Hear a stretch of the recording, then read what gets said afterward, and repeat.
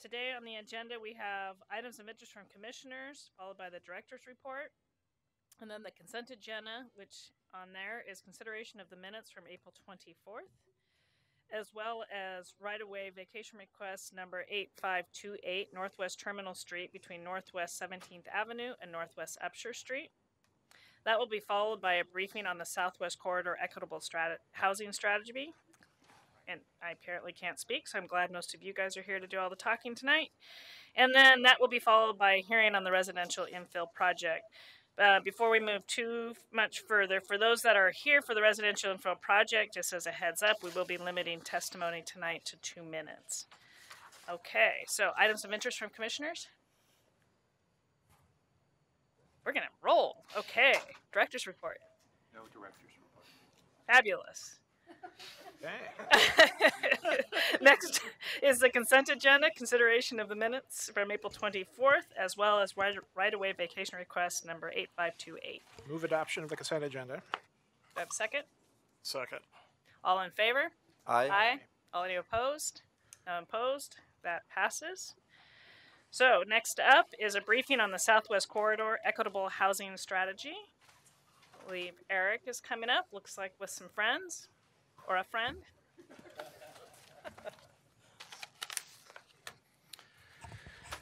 Good afternoon. For the record, my name is Eric Engstrom. I manage the comprehensive planning group within the Bureau of Planning and Sustainability. And with me here is Teresa Boyle from the Department of Transportation, Portland Department of Transportation. Eric, you may need to pull the mic up a little closer. Thank you. Is that better? That's much better. Thank you. Okay. Yeah, we have several people who are going to each give you a little bit of this briefing. Teresa and I will start. My role is mainly to introduce the folks who are going to speak. We're here to brief you on the emerging Southwest Corridor Equitable Housing Strategy. See, I can't say it either. We've organized our agenda so that there's enough time for this, mostly the second half of this time slot, for you to have Q&A and some discussion. So we're going to try and move along quickly. And you know what, Eric, I'm going to interrupt you real quick. Sorry, I forgot to mention that Commissioner Houck is going to be joining us on the telephone. I don't know if he has yet. Julie? Okay, just for the record. But as soon as he joins us, or I get a text, which I just got. So he's online. Great. So I'm going to briefly give you the run of show and who's telling you what. With me here is Teresa Boyle, who's the city's project lead for the LRT project. She will briefly update you on the status of decision-making regarding the light rail line. Tonight's briefing is not about that, but it's context, obviously. After Teresa, you'll hear from Malou Wilkinson with Metro. Metro is currently the lead agency in the light rail planning and is our benefactor in this grant-funded work. And they have some of their own related work going on that she'll briefly describe. Dave Unsworth is here to provide TriMet's perspective. Ryan Curran and Sean Farrelly will walk you through the actual proposed strategy. Ryan is with BPS. Sean is with the City of Tigard, and this strategy has been jointly developed with the City of Tigard. Pam is here, I believe, behind you. You will recognize Pam, I think, from the comprehensive plan process, but she's here representing the Community Alliance of Tenants, who has been one of our community partners in this work. Matt Scheibold from the Housing Bureau is also here, and housing has obviously been a key partner in this work. So all of these people will be fairly brief, and we hope to allow this most of the time, or the second half of the time at least, for Q&A and discussion. There are a few other people in the audience who are also available for questions. I know, for example, Chris Ford, who's Metro's project manager, is here with the LRT project. Am I missing anyone, Ryan? He mentioned. So with that, I will turn it over to Teresa. Thanks. Hi, everybody. So I'm the one slide person, so I can talk kind of fast. We wouldn't be here today with the equitable housing strategy, without the light rail project. Actually, when we were at council in 2016, they directed us to be prepared to come to them with an affordable housing strategy for Portland when we come to ask them to endorse the locally preferred alternative, which is the set of alignment choices for the light rail project. We are wrapping up our preliminary environmental environmental analysis. As a matter of fact, we will be back to you. We're scheduled to meet with you June 12th to talk about the transit project and some of the alignment choices. The environmental impact public comment period will start in June and wrap up at the end of July. We would expect our steering committee to pick a preferred alignment mid-August. After that point, it goes to City Council for adoption. So this is very timely for us to have the affordable housing strategy work, the equitable housing strategy work done now. So I'm in the more to follow phase. So if you have your transit questions, you can kind of get them ready, but we won't be talking specifically about the project elements themselves until June 12th. All right. Thanks, you guys. Thank you. All right, good afternoon. I'm Malou Wilkinson. As Eric said, I'm the investment areas manager at Metro. And I just have 2 quick slides to give you an overview of the Southwest Corridor Equitable Development Strategy and the Regional Housing Investment Measure. So at Metro, our focus has been really on leveraging and aligning our investments to support shared regional and city and community goals. And when we started the Southwest Corridor, we started in 2011 by asking cities to develop a community-based land use vision. Many of you might have been part of or at least seen the Barber Concept Plan that came out of that. And we have continued to search for both funding and opportunities to address multiple outcomes as we do the transit corridor planning work. Because we know that any major public investment can bring change to communities, and some of that change is very welcome, and some of it is really challenging. So that's why we applied for a corridor-based transit-oriented development grant from the Federal Transit Administration for an equitable development strategy for the Southwest Corridor to be partnered with our continued study of the light rail transit project. And that's also why we were happy to be able to provide Portland and Tigard with equitable housing grants that helped to fund the work that you're talking about today. And the work that Portland and Tigard did really will fold into an overall Southwest Corridor equitable development strategy that includes actions to support housing choices along with job creation, small business, and other business support and workforce development. And our goal is really to prepare communities for the changes and opportunities that a major investment like a light rail transit project brings. And right now, we're working with community-based partners to finalize scopes for 6 pilot projects.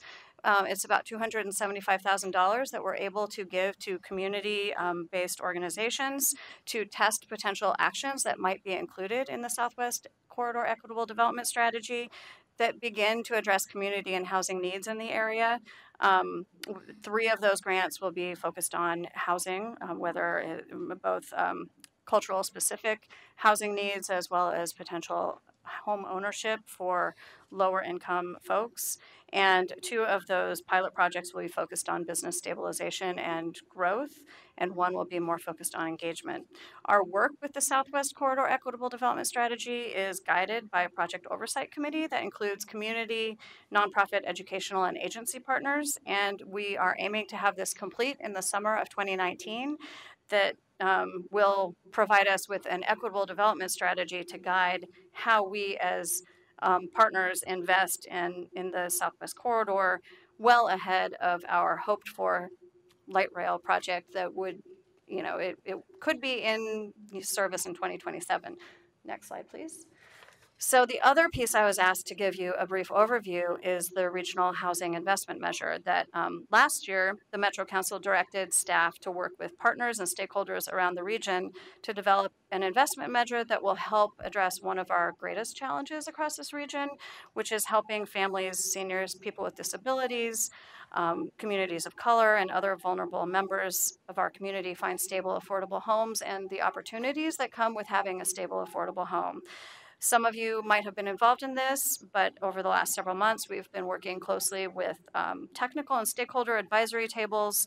We've heard from local jurisdictional partners, from housing providers, from elected officials, and we've done a lot of community engagement that informed our framework that was released at the end of April that really includes the components that you can see on the screen. What we're looking at right now is a $516.5 million general obligation bond that could provide as many as 3,000 homes for potentially 10,000 people. And our council is considering referring that investment measure in June, and so for the November election this year. So that is just a brief update on the regional housing investment measure. I'll turn it over to my partner here, Dave Unsworth. Thank you, Chair, Commissioners. My name is Dave Unsworth. I'm the Director of Project Development and Permitting for TriMet.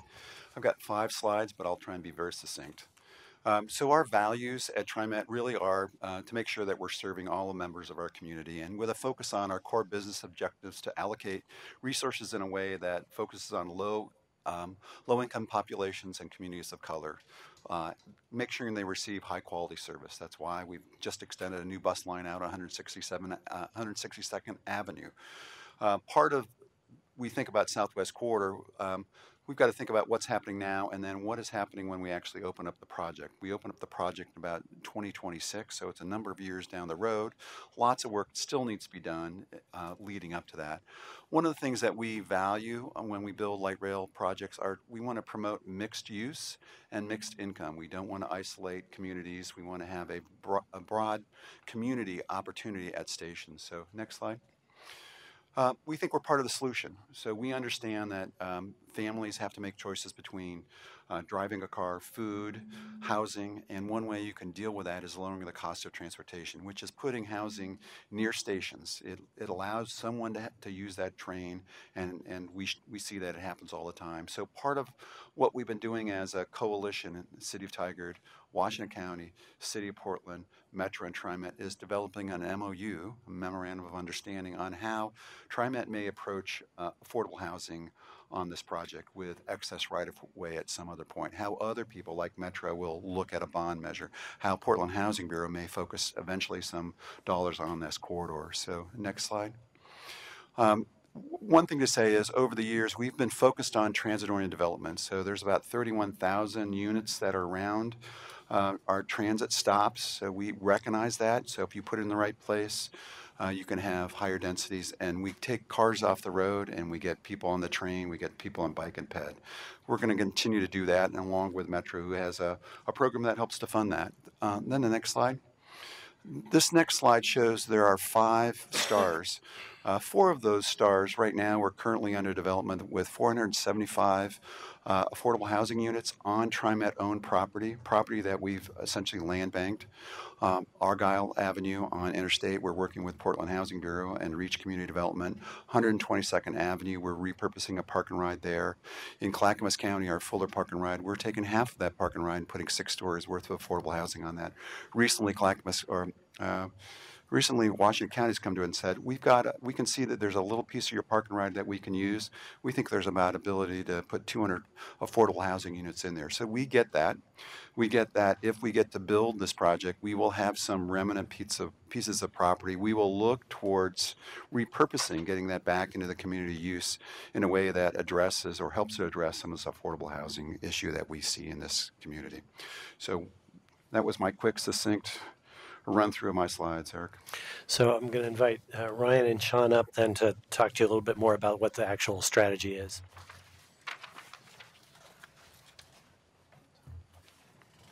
And Matt Scheibold will also join us from the Housing Bureau. Good evening. Ryan Kern with BPS. Thanks for having us. So I wanted to just acknowledge that this work comes with a past.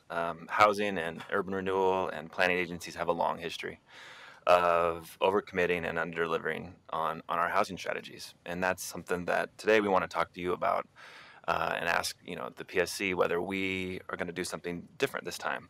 And the major indicators of whether this will be different this time are whether we commit to capitalizing this strategy with existing and new resources up front, and whether we support the internal and the community infrastructure to implement and evaluate this work over the long term.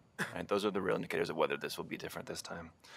You have a handout I passed out of the 3 kind of overarching goals and some of the big ideas to achieve them, and then our research findings, as well as the targets that we're proposing. The final strategy will have more info on opportunity sites along the corridor, as well as some of the partnership structures that we hope to support over the long term. The strategy, it's a 10-year timeline ranging from 2019 to 2029, so it's designed to have the most impact before light rail service starts in estimated to be 2027. We've accomplished quite a bit through this process already, but there is still a ways to go. I want to thank TriMet and Metro for their partnership in looking at equitable TOD sites through the Memorandum of Understanding, and Metro for their leadership on regional housing sources. Today, we're interested in hearing what role the PSC wants to play in championing this strategy. The fundamentals of the strategy you see on the screen have not changed from other housing strategies. We're still looking at services, protections, preservation of existing housing, and building new construction, right? Those are the fundamentals. What's different is the funding sources that we're trying to bring to bear, and the idea of collaborative structures to implement and coordinate the partnerships over the long term. So we did quite a bit of public engagement throughout this, and I just wanted to ground you in that before going into the details. We have an advisory group of finance and real estate professionals, as well as community-based organizations. We met about 7 times and dug into some of the sources, the funding sources, the targets, and some of those big ideas that you have in front of you.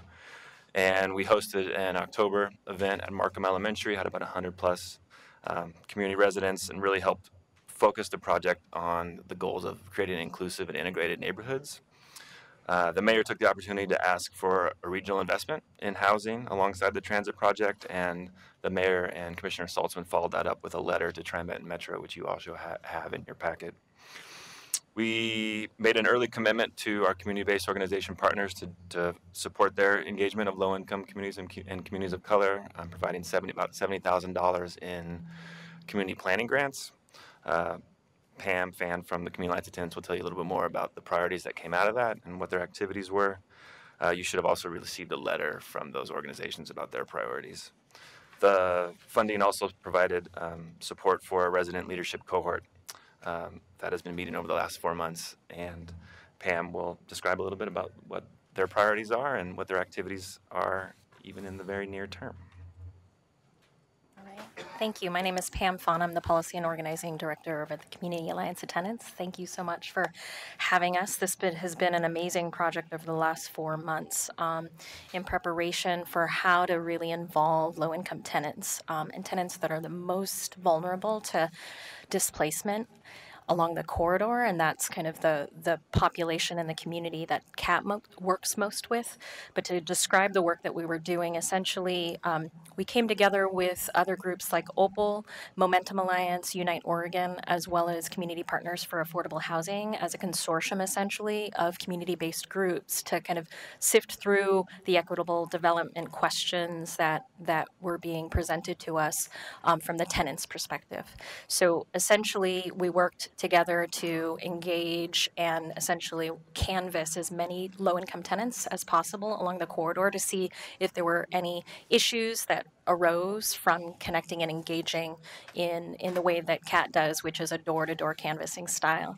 And essentially, we were able to find out a few things from that door-to-door, but then we decided to go in-depth and do a leadership development cohort, which is a model that we developed over the last 10 years to actually provide tenant rights information, fair housing, as well as kind of issue-specific information such as the Southwest Corridor, transit development, as well as affordable housing development. So you'll notice the cohort there and their families. We targeted families who were most interested in this question about essentially what their housing problems and issues were. And what we found very clearly in the last 4 months of working with these families and developing their interests along the corridor is that rising rents, some of the families have seen $100, $200 increases annually. So in some cases over the last 4 years, 50% increases. So apartments that were previously about $850 are now about $1,250. So it's a really rapid increase. It's difficult for folks, regardless of their source of income, to keep up. And so it's a question that keeps coming up, that rents are already rising and what will happen as transit development triggers additional development. So they're very concerned about it. Do folks have a copy of the letter that we... I don't know that it was handed out. Okay. If you could go ahead and just absolutely. So as all of those organizational partners came together canvassing and connecting with tenants along the corridor, we discovered kind of really persistent recommendations that community members all were in agreement with. Essentially, anti-displacement policies and protections, as well as services, like all of those actually work in tandem together, particularly around the question along the border between Tigard and Portland. There are two different policy environments in terms of tenant protections and services because the cities provide those. And that families are actually batting back and forth across that border just based on what they can afford, right, what they can find. And so it's actually quite confusing and really disrupting in your life if you get a no-cause eviction on one side and receive services, but you can't a few blocks away where other family members may live. And we find that pretty consistently across families. Another issue other than anti-displacement protections include just things that we've already advocated for within the comprehensive plan. Essentially, fair housing is another question that community members are really concerned about. The ability to enforce fair housing claims, discrimination, especially in a no-cause environment, and retaliation are quite high. And so this is another tenant protection issue that would immediately kind of stabilize families as development eases in both preservation as well as new construction. Other pieces from that we also discovered or recommending is this idea of new funding made available as early as possible for the purpose of land banking as quickly as possible to ensure that we can lock in prices at their best rate, as well as encourage community-controlled and publicly controlled land as best we can. We also want to make sure we enact new and strengthen all of the land use tools that are currently in our toolbox and actually look into others that we may not be using now. Support engagement in the long term and ensure some sense of accountability. And again, we want to stress the fair housing component. This question that right now along the corridor, there is no enforcement and it's really quite rampant again in a no-cause environment that fair housing is hard to track and violations are being made. Folks have claims, but it's really difficult to prove. As well as lastly, we wanted to recommend the formation of a community engagement work group that's specifically focused on preservation and looked at all of these different tools that we've named above to somehow, again, guide and advise the process to ensure that low-income tenants are at the center of the conversations of the solutions that are going to keep them in place. So that essentially is our recommendations, but to tell you more about what our cohort, the leaders that you see up there, what they've shared with us is that they really love the Southwest Corridor and they love their community.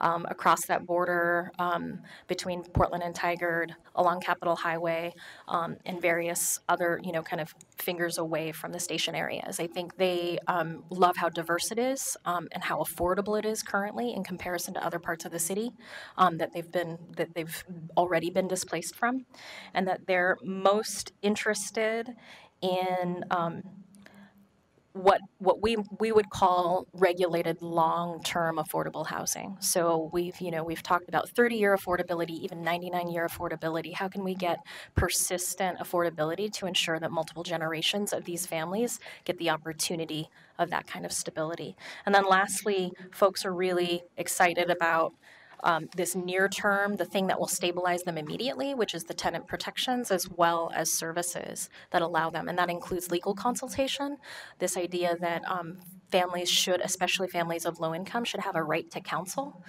to ensure that they can stay housed. And we wanted to invite you, the leadership cohort wants to share these publicly and to their friends, families, and neighbors, these findings and their experience through the cohort over the last 4 months. And so actually this Sunday, if you have the time to swing by up at Markham Elementary, there's a Somali dinner planned. And if you haven't had a sambusa yet, you should. There's vegetarian ones. But from 4 to 7, these leaders will be giving presentations about all of their work over the last 4 months, the canvassing they've done, the connecting with their neighbors that they've done, and also kind of asserting kind of some of these solutions that they're talking about. So I hope you can make it. Could you make sure to give Julie information on location and time again so that we Yeah, of that absolutely. event, so we get that passed around through email. Yeah, That'd be absolutely. great. Thank you. So I'll share with you quickly the draft strategy targets that we're proposing, but I wanted to really encourage you to read through the handout. It has a summary of findings from our research along the quarter that inform those targets and really helped us to kind of debunk a lot of the kind of outdated preconceptions around Southwest. Like it really is a much more racially diverse and growing part of the region. In fact, communities of color are really driving a lot of the growth in overall population. There are a number of low-income tenants, both rental and homeowner, that are paying over 50% of their household income on housing costs, and that really helped inform our targets.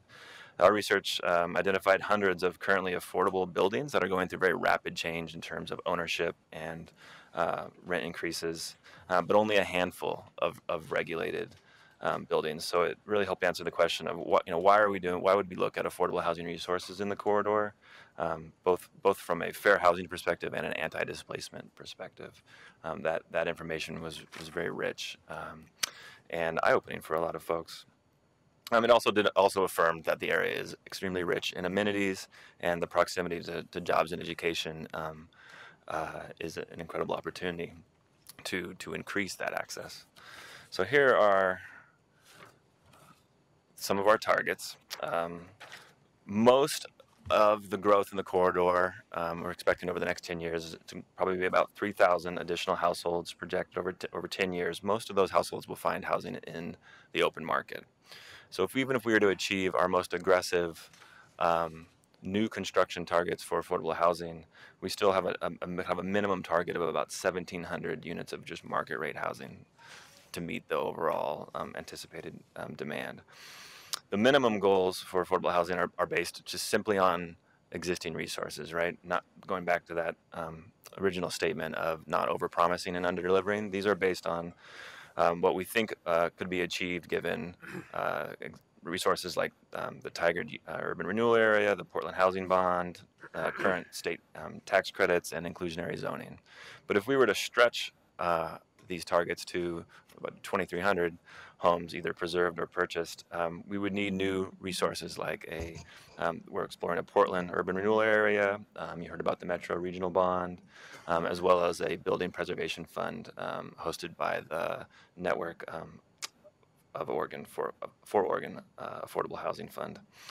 The total development cost you see is the total cost of anticipated development. It's not what the actual local contribution would be. So you can, hope that doesn't provide any sticker shock to anyone. It's just the overall projected cost of construction and preservation. We overlaid these targets with some policy objectives that you can find in the draft, including homeownership production on one of the sites, buying buildings where cultural groups have established community already, securing larger parcels for greater density, kind of that TOD scale, transit supportive density, and then more affordable, kind of deeper affordable units and larger units proportionally than is currently in the public portfolio. So trying to get at that deeper affordability, larger bedroom sizes than is currently found throughout the region. So how do we get there? These are some of the big moves that our advisory group helped us narrow in on. They meet these kind of broader goals around new resources, increasing housing choice, as well as preventing displacement. And I'll go through them lightly, but I wanted to give Sean a chance to talk about some of the priorities from Tigard. Good afternoon. My name is Sean Farley, the Redevelopment Project Manager of the City of Tigard, and Tigard staff's really happy to be collaborating with the City of Portland, Metro, TriMet, all the CBOs, and the other stakeholders in the Southwest Corridor. This is a really crucial issue that needs to be looked at on the corridor level. Tigard's top three priorities, I'd say, from the strategy would be this equitable housing memorandum of understanding with TriMet. We like that idea of building affordable housing on any remnant parcels that may be left over from the light rail project. We want to promote our recently enacted incentive for affordable housing. In March, our City Council approved an exemption in local transportation and park SDCs for affordable housing. So we want to get the word out about that incentive. And then also we've formed a new urban renewal district in the area called the Tigard Triangle, which the light rail line would come right through.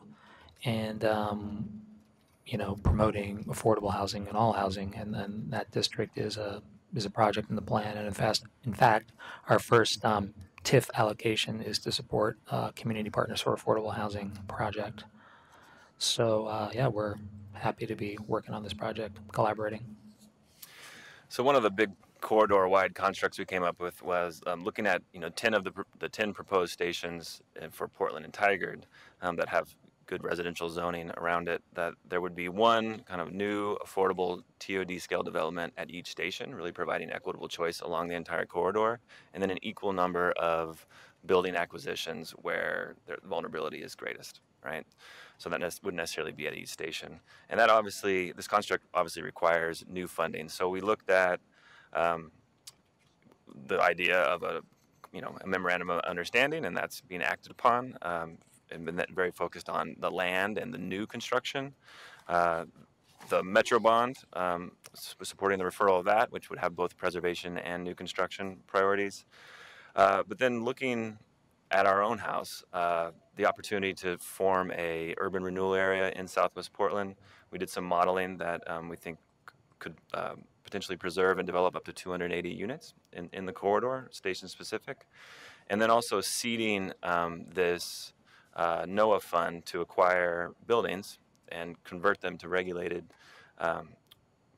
apartments that have covenants for long-term affordability. That if we were to provide some seed capital for that fund, we could potentially stretch that resource to acquire up to 555 units.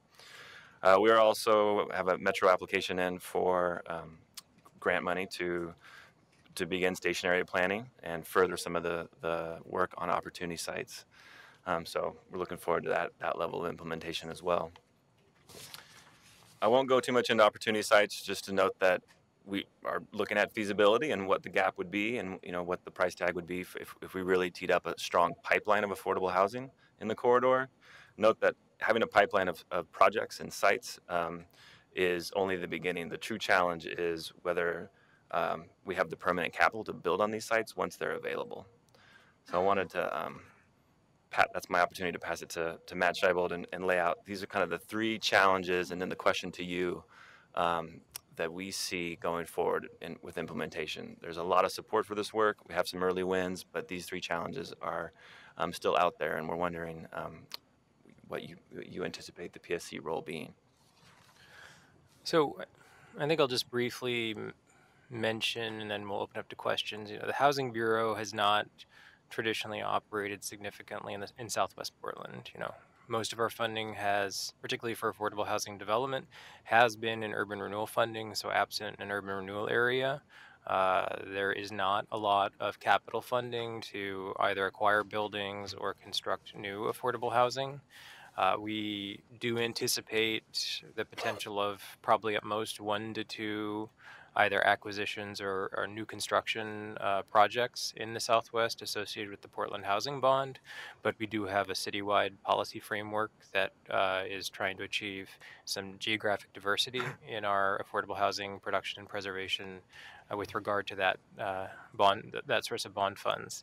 So the access to capital to actually acquire buildings that are seeing rent increases, or we want to preserve closer to market rate affordable or naturally occurring affordable housing would need a significant amount of capital investment, as well as new construction on some of the opportunity sites. With regard to the anti-displacement services, we do currently have citywide services, but it certainly doesn't meet the need. We have a couple of $1 million that funds education and outreach and legal assistance through community-based organizations that serves several thousand people a year.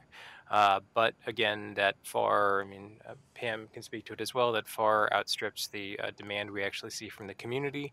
And we certainly don't have an earmark of funds in the Southwest Corridor for these kinds of anti-displacement services for renters or for homeowners.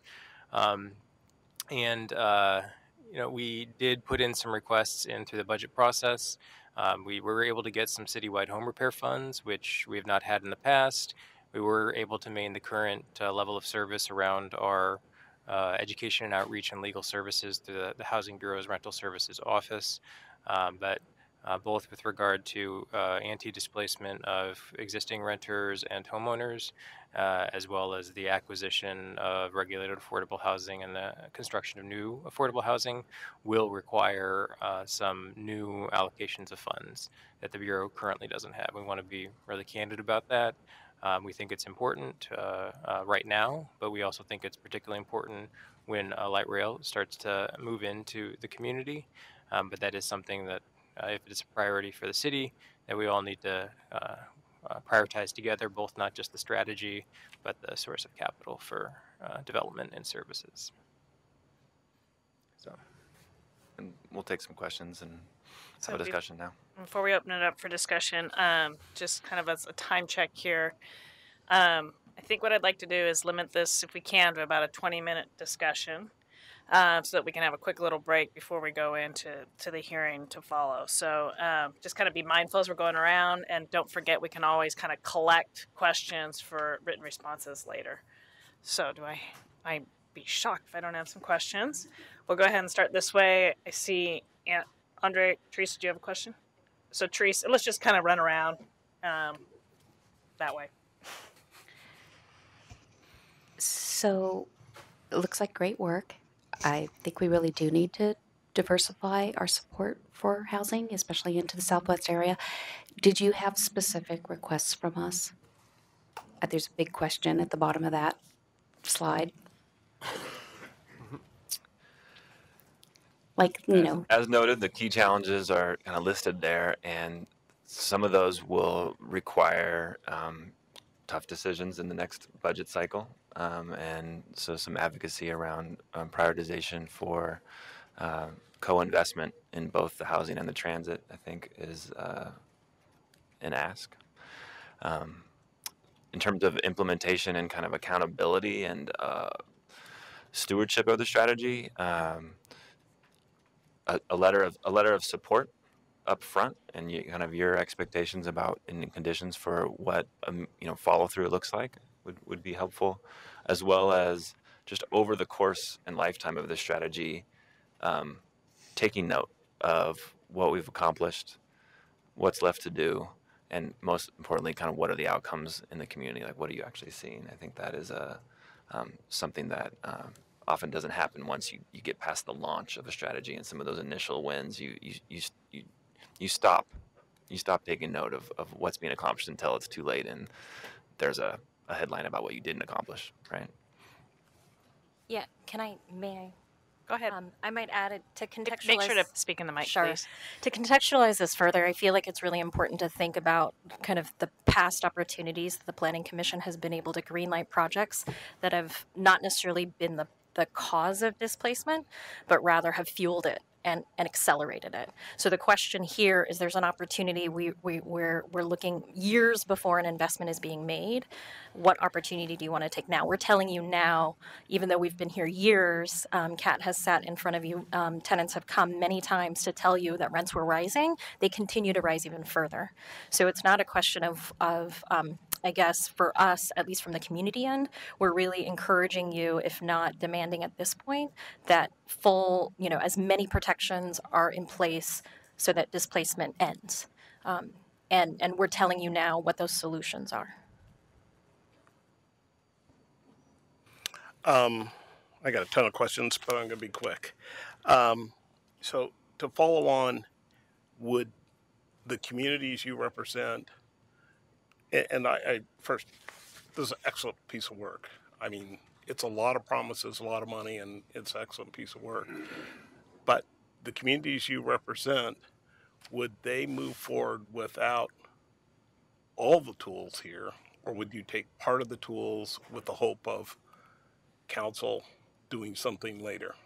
Depends on which tools, right? Before construction. Because after construction, my opinion is you're displaced. Yeah, absolutely. So it depends on which tools, I would say. So if the Anti-displacement. yeah, absolutely. So there's a host of anti-displacement tools that we've talked about. Yeah, Okay. I would. They would have to be in place before. So as Matt had shared, the Housing Bureau is working with a number of different community organizations on the Portland side at minimum to ensure that some of the services are available. I think it's also about volume, right? And the demand is so high because so many tenants and low-income homeowners are really housing cost burdened, right?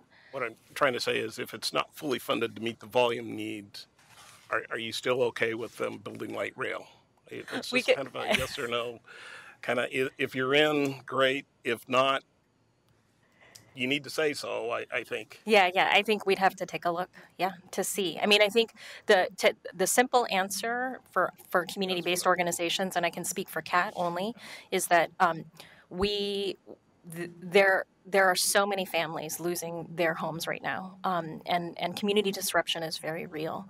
And so it's going to be consistent that we're going to be asking for essentially the solutions that we've shared with you time and time again, and we'll continue to fight for those solutions.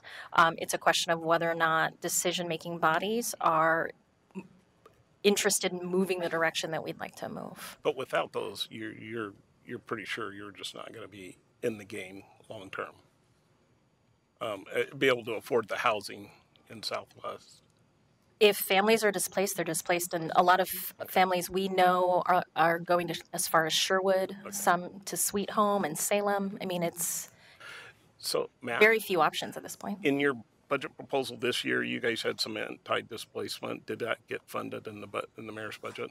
So we had asked for we fund about $2 million worth of services currently, and about $600,000 is funded with one time. That was carried over, so that was funded. So we maintain current service level. We had asked for an additional $2 million for increased education and outreach services that were culturally and language specific, and then another $1 million on top of that for legal assistance that again was culturally and language specific. That was not included. So we're maintaining current service level, but we won't be increasing services. Now, the mayor has directed the Bureau to put in place a rental unit registration system in the city of Portland. And in many cities, those systems are accompanied by some sort of per unit fee, which funds these kinds of services. But a lot of that is to be determined over the next 6 to 18 months. Okay. In terms of the TIF district, my understanding, East Portland has 2 TIF districts that are proposed. So this would be the 3rd TIF district that would be under the mayor's proposal of restrictions. Is that reasonable to think that we will get a 3rd? The construct that we modeled was based on the premise that some capacity in East Portland and the needs were identified and the capacity was available for East Portland, and then we would look at the availability in Southwest. Okay. And I guess lastly, would the city of Portland build, or would TriMet build this without the strategy being at least funded to the point that the community groups and the housing and some of the money, not only for the early purchases, but for the capitalization down the road, would TriMet and the city of Portland move ahead? I guess that's a question for TriMet and city of Portland, but would they move ahead without those being in place before they start final design and construction? I think a very well thought through answer to that question could be provided, and possibly at your June 12th meeting. But I don't want to assume. And who's going to fund the champions? Dave and Teresa on that question as well. Who's going to long-term fund the champions in the center? So that is kind of the secret sauce, best practice we've seen in other areas where a multi-sector but community-centered collaborative comes together to implement this. It's not just here's what the city is going to do or here's what the transit agency is going to do. It's really shared accountability, and that's the table that that's the table that we planned with. We had a pretty broad table, but it's not the table that we have set up to implement with yet. So we're exploring that. It does take resources. oftentimes philanthropy plays a role. It's usually 1 to 2 FTE that can really hold groups together for a long period of time, and really not just at the advocacy level, but at the implementation. Looking, you have developers at the table, and as well as funders and community-based groups. So we're looking at what are sources for that and who could house that. We're kind of kicking that question into this Metro's Equitable Development Strategy table, because they have an even broader table that includes workforce and economic development. But we really don't see the old model working, where where it's just all on one actor or the other. It's really going to just take a different way of approaching it. That's why you put it in the center, because it's kind of new. We wanted to flag it. Not expensive either. Is TriMet eyeing TIF funds from either Tigard or Portland to help fund the line? I think that's a good question for June 12th. Or the transit I'll project. pose. I haven't lived in the interstate. If you know the answer really quickly, you could let me know. Yep. We've done some early exploration on developing the funding strategy specific to Portland. No conclusions yet. We have talked about TIF being an element of that, specifically to the transit project. Not the largest component, but a component. Okay. Well, I would highly suggest that both jurisdictions put guardrails on that, and the TIF funds be available primarily for affordable housing at the beginning of the district rather than later in the district's history, where you can't land bank anymore. And TIF funds are very tempting for projects, and they're needed sometimes. But the experience we had in interstate in Portland showed a lot of TIF money going early out the door for transit. And I think that arguably the money early out the door should go to retain affordable housing along the line. And I also had a question on the NOAA fund, Network for Oregon Affordable Housing Funds. I'm assuming that's just bridge funding that allowed them, based on how they operate traditionally, that's to acquire property, but eventually you do need subsidy to create the affordability. Is that correct? Yeah, that is accurate. There's a sequencing graphic in the draft strategy that shows that anything early we do in terms of land or building acquisition is essentially a bridge. So land banking or bridge loans, those all need permanent takeout capital within the lifetime of the strategy. So there are few, if any, sources for that. That's why we're emphasizing the URA, because that usually takes a lot of time to generate the capital, the increment, but it is about the same. It lines up really nicely in terms of being available to take out those bridge loans. Okay, right. And last question is Tigard, I know Portland's tenant protection is much better than other jurisdictions. Has Tigard matched or done other tenant protections as now allowed by the state of Oregon? And maybe this process might be a way to have that happen if it hasn't already. So the strategy will start that conversation with our council.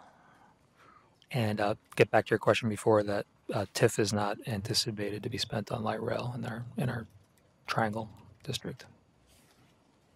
So just for those who are following up with questions, we've got just a few more minutes. So if we could kind of maybe keep it to one question, we may be able to get everybody an opportunity. So, when you were talking, I kept getting more and more nervous because I was thinking of how quickly things are turning over right now. And do you anticipate that are you ahead at all, or do you just feeling like? Do you feel like you are? Have you hit the timing right, or is it?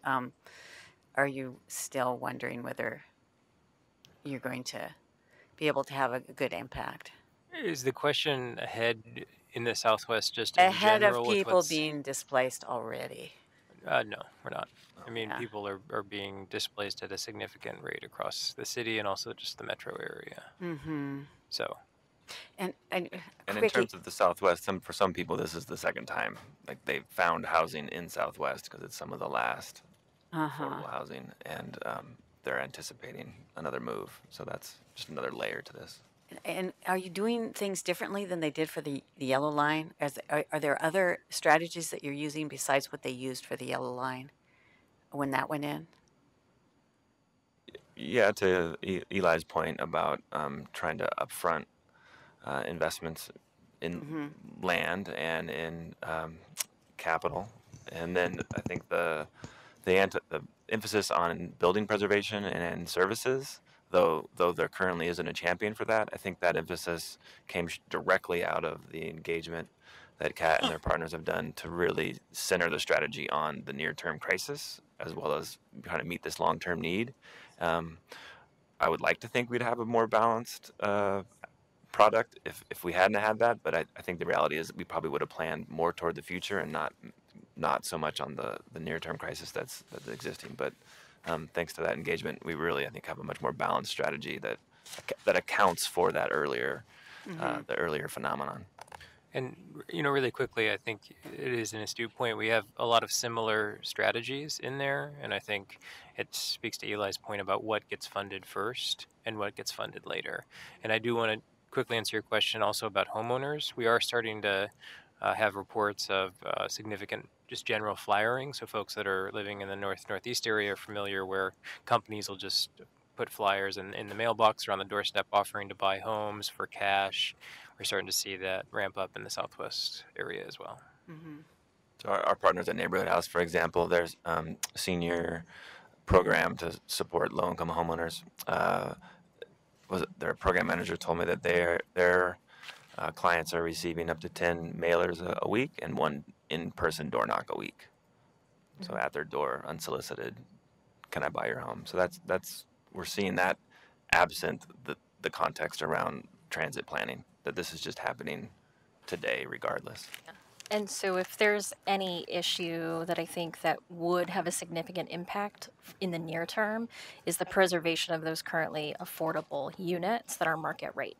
So a majority of those families that we are working with are for the most part in market rate, and they'd love to somehow get into a regulated unit because then they know they're much more stable. But we know there's not sufficient. Only 1 in 4 folks can get support through the regulated units, and so essentially it's the market rate ones we need to preserve. And so if there is any strategy, that's the one that would, in the near term, other than some of the services that PHB has talked about, that you can do. Thank you. I didn't mean to be a downer, but I just was like, anyway. Yeah, we've fallen down on this before. Right. I want to echo the comments. Nice piece of work. I really appreciate it. Pam, I want to thank your group especially. I was the commission liaison to the Barber Concept Plan, and we tried very hard to get somebody from the Somali community on that stakeholder committee and didn't succeed. So appreciate you pulling the community leadership together. That's really important. I'm going to focus on the question at the bottom of the screen. You need a lot of things here, right? You need early money to lock down the naturally affordable housing and keep it there. You need long-term money to build things out that maybe URA is a better fit for. You need continued attention from the community to stay focused on this over the duration. PSC has been a champion for equity really since the Portland Plan, when we sort of got it into our DNA on this commission. How can we best help you? Is it advocating for general fund in the next budget? Is it advocating on the bonds? Is it, where do you think we can be most effective in moving this along? Earlier, I think the similar question was posed, and I think it really will be accountability over the long term. Caring about what are the outcomes of this. And we want to roll out some annual indicators and kind of performance report. Just to and we hope that you're an audience for that to really bring attention to the commitments made. And then in the near term, over the next 1 to 2 budget cycles. If there's a work group or a subset of you that are interested in what some of these proposals look like, kind of the details of them. What does it look like to really seed the NOAA fund? What do anti-displacement services look like that have a Southwest component? Then that could be an interesting body of work for some of y'all. In the near term, a cautious letter of support that you like the product, but you've seen something similar before, and so you want to make sure that it's meaningfully capitalized and implemented. Okay, and I'll sneak in one more idea before the chair shuts me down. This is not the only big transit project happening in the near term, right? We have the Division Corridor as well. It would be good to see an integrated strategy that connects both corridors and make sure we're succeeding in both corridors. Thanks. Okay, guys. Brief, please. Or I will start having to shut somebody down. We're down to a few minutes, and we're hoping to get a break in. So if you got something burning, you got to say, go for it. I appreciate it and echo the comments that it would be good to see this degree of intentionality across transit projects. On goal 2, cultural displacement, if it's in there, great. If it's not, business and community space as a way of keeping culture in areas. So not just looking at housing, but looking at people who have small businesses or giving space to people so they can gather.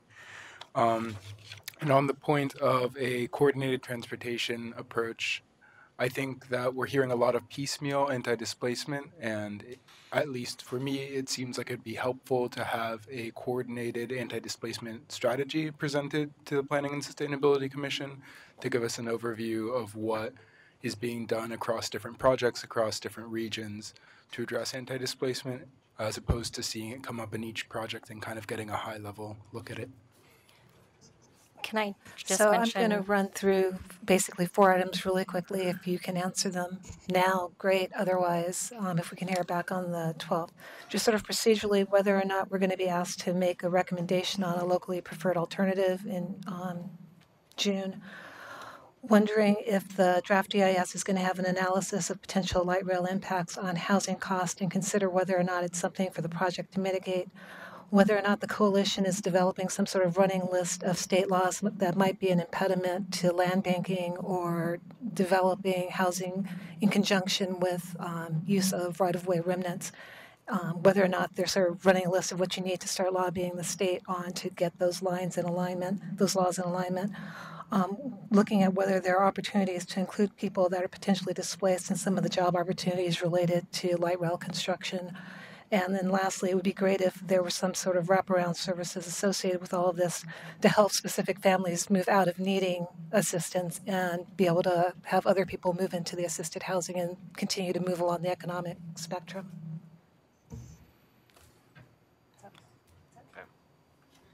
So that was a lot of questions. Do you have questions, Ben, or or comments? I could just do one. Okay.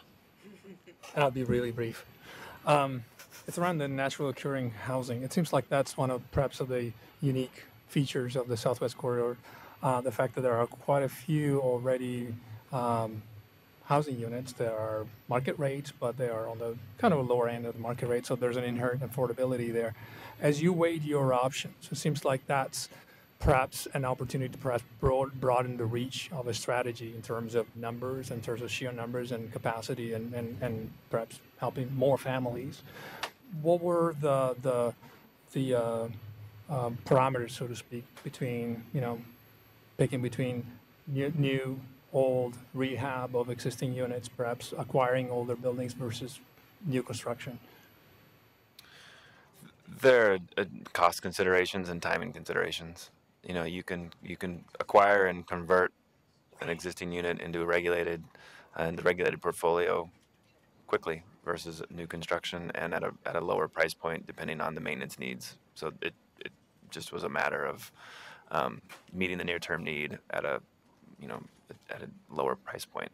And then we did the analysis, or I guess PSU did the analysis that we commissioned and just showed where the opportunities were and where the challenges were in terms of building sales occurring in low-income census tracts and census tracts with above-average communities of color. Like it made the policy case clearer. And then we just did some of the financial feasibility analysis to show that if just a little bit of seed money can make an existing fund that's already active. We don't have to create something new, unlike many other regions where they had to actually put something in place that took a while. That to seed that it could be deployed quickly, and in fact, it is available, but just at such a high, the terms are higher, and so the public money can help buy that down. And that was some of the thinking that went into that emphasis. So Ryan, did you have a chance to write down Michelle's questions? I did. So are there any that are quick, kind of quick answers, or some that are more pertinent to the 12th that we could answer on the 12th, and some that are more pertinent to this briefing today, in which case we could address today? Yeah, the first two are pertinent to the 12th, unless Teresa wants to jump in. LPA decision. Yeah, so on the 12th, what we will be talking about is the initial route proposal. I don't think that the DEIS will actually have been released at that point. You'll be at the start of the 45-day comment period. So my guess is the entirety of the time that we have with you probably will be talking about the project itself. It's got a lot of nuance. The DEIS, I do not think, has a specific element related to affordable housing. The intent is to disclose the differences in impacts between alignment choices. There is a real property element to it, but I don't think it's that specifically tied.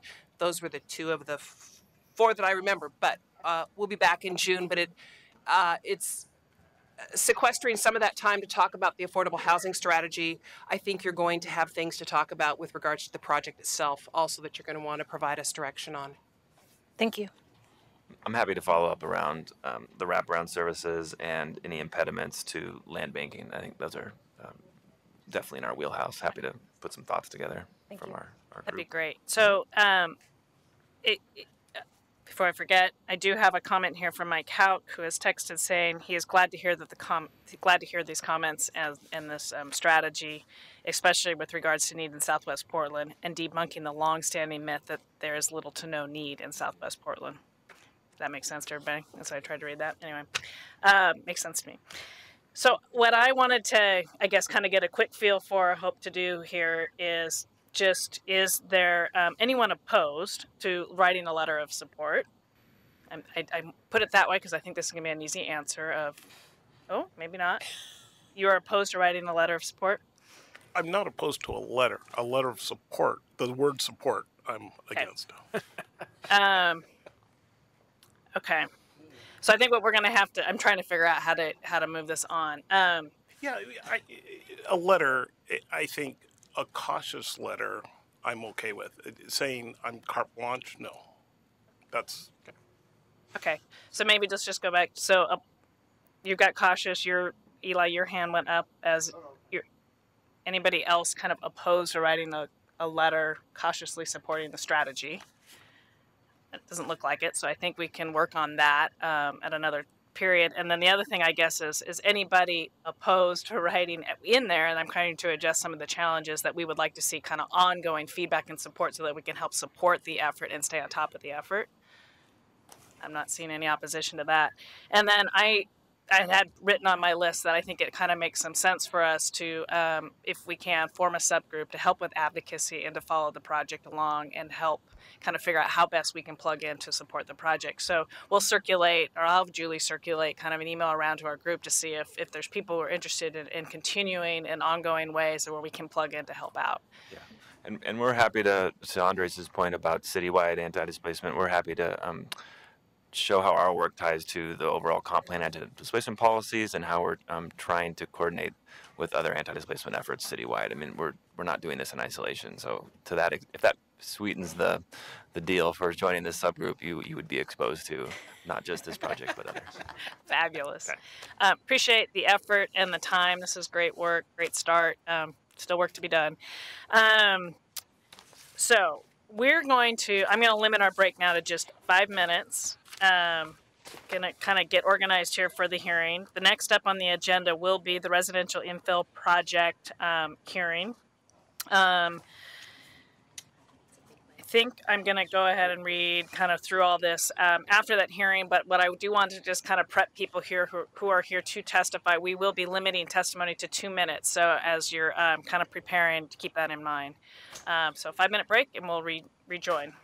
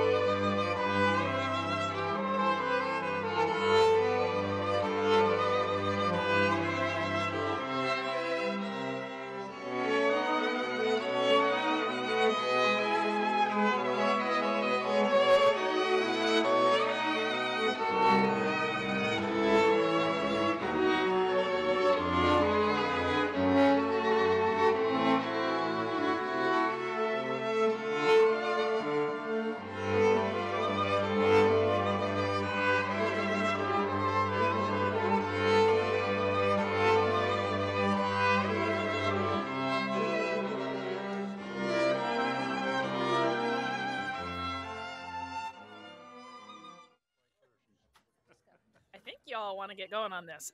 Tonight's our first hearing on the residential infill project, and we know that there's a lot of people here who want the opportunity to speak. I want you all who are here tonight to know that we the commission received a full briefing on the proposal from staff on April 24th. And so today's meeting is going to be dedicated to just hearing testimony. Morgan Tracy will give us just a very brief 5-minute refresh on the proposal before we begin testimony. When we begin testimony, we are going to limit it to 2 minutes per person maximum. If somebody has already said something, you're going to say, you can agree with them, and we'd appreciate you letting us know that, but then we'd ask you to share other or different comments instead of simply repeating the exact same testimony or similar thoughts. I'd also ask our commissioners to please refrain from asking questions of testifiers unless absolutely necessary to clarify comments. The goal for that would be so that we can get through as many people who are here to testify tonight as we can. I'm going to be calling up 4 people at one time in the order of the testimony cards were received, as well as the next 4 people to keep us moving as we go through this so that, again, we can hear as many people as possible. This hearing will continue to May 15th.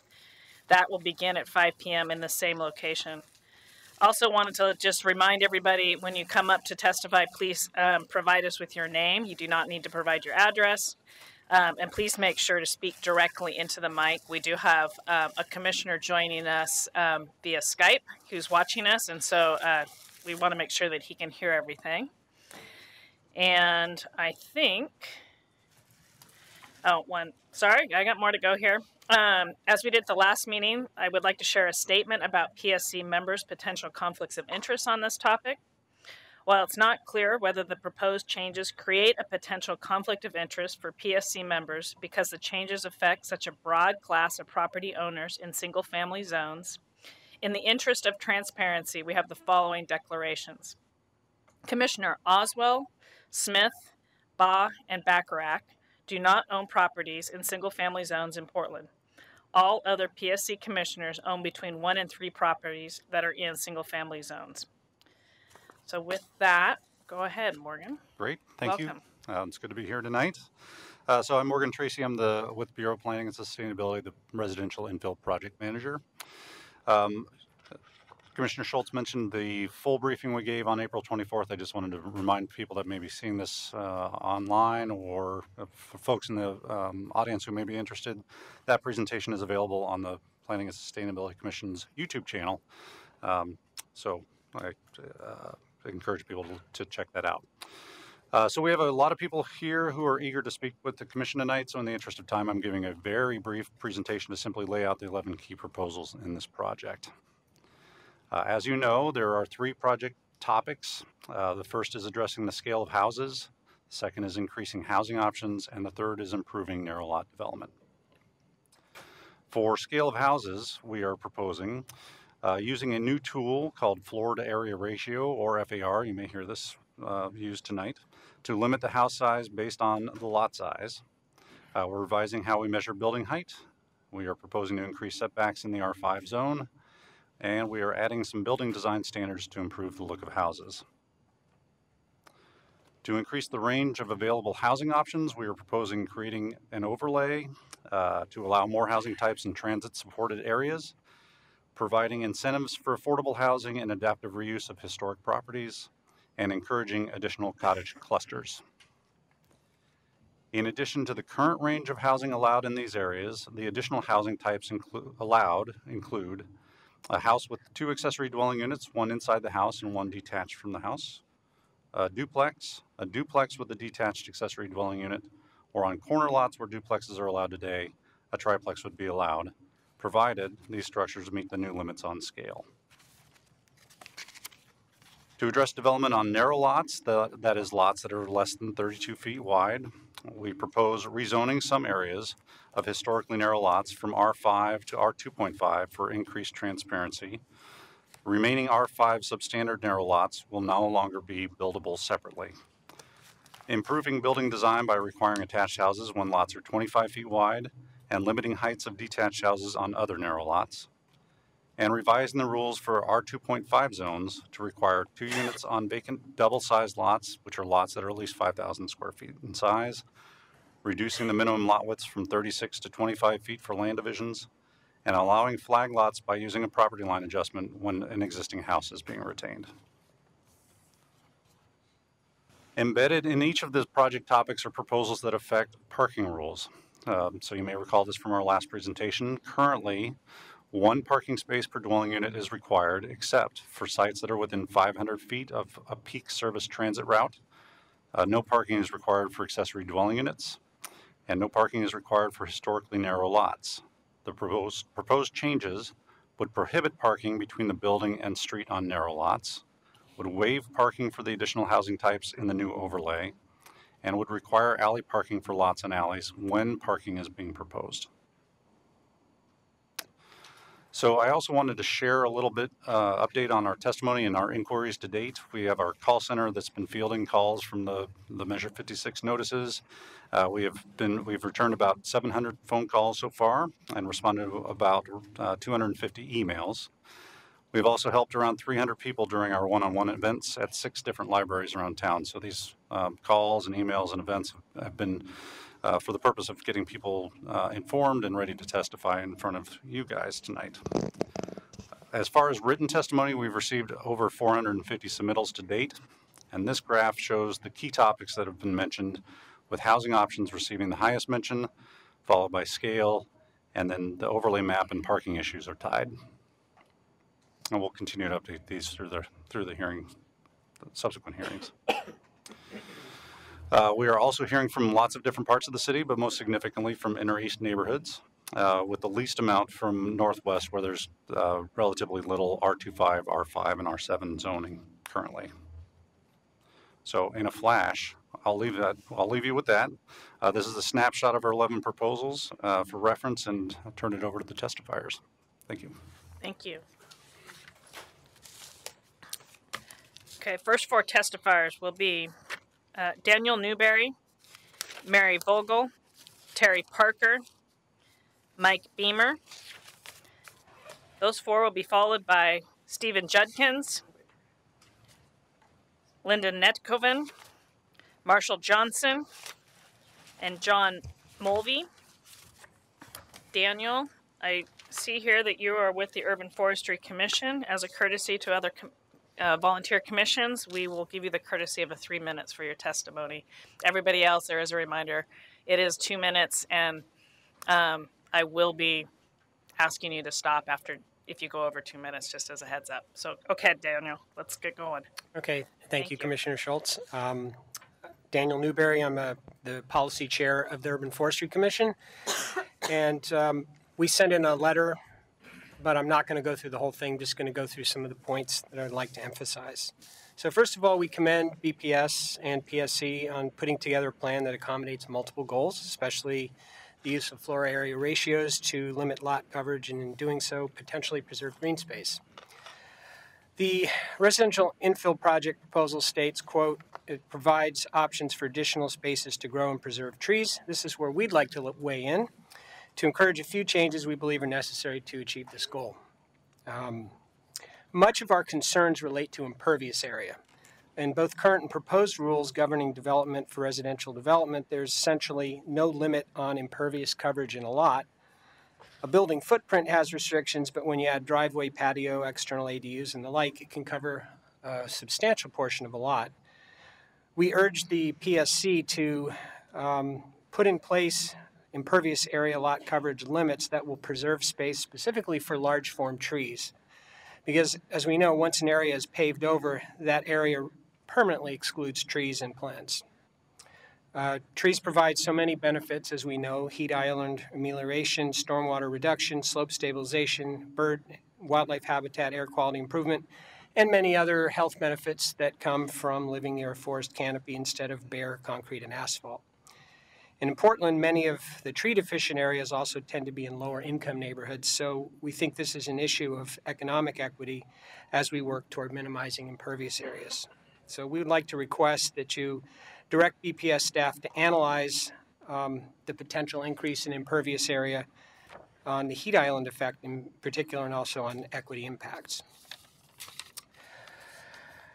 And, you know, this is really what it boils down to for the Urban Forestry Commission, preserving space for large form trees so that Portland continues to be livable. In this game of musical chairs for space in a rapidly developing city, we want to make sure that trees are not left behind. Thank you for considering our request, and I'd like to just direct you to the written testimony that we sent. It's official written testimony for some of the details. Thank you. Thank you, Daniel. I'm Mary Vogel of Plan Green and Portland Small Developer Alliance. I work for small developers pro bono because I want to see a world where young people have the same opportunity for a livable planet in neighborhoods of their choice that much of my generation had. Now, speaking for the group, our focus is on providing housing opportunity in all neighborhoods across Portland in a small-scale, incremental way that fits in with the surrounding context. So the proposed residential infill project has an immense impact on what we do. We found that there are some major issues with the RIP proposal that fundamentally work against the stated goals of the project and aren't in line with how small-scale infill development works. On the screen, in back of most of you, are the 5 areas we think are most important to improve before the RIP is adopted. Number 1, allow 4 homes on all properties. 1 to 4 units is considered a house by the Federal Housing Administration for mortgage lending, and local zoning should be synchronized with existing federal policy and definitions. Spreading cost over 4 units allows each one to be affordable to the average Portland household. This next slide this table shows what costs look like when you hold the land acquisition costs stable across 4 housing types. The fourplex at $360,000 is about a third of what the single-family home cost, a price far more manageable by the average Portland household. Please help us implement a market-based solution to housing affordability that we had prior to the vast downzoning to single-family in 1959. Not just affordable housing that depends on a subsidy that has been shrinking for the last 50 years. Thank you. Thank you. My name is Terry Parker. As a 4th-generation Portlander living in the Rose City Park neighborhood, I am speaking today in support of the Neighborhood Association's RIP survey results. This RIP proposal ignores the December 7th, 2016 City Council amendment to provide mapping options to the coverage of the A overlay zones. Instead of a bogus panacea of affordability with an overlay brushstroke that covers almost the entire neighborhood and promotes scattershot refill development, the Rose City Park Neighborhood Association recommends a transition and step-down focus for middle housing as outlined in the comp plan. RCPA has put forward applying the overlay only to within 300 feet of Sandy Boulevard, the Hollywood Town Center, and the 60th Avenue MAC station, coupled with pilot projects that have a 5-year sunset clause in neighborhoods where the majority of residents approve.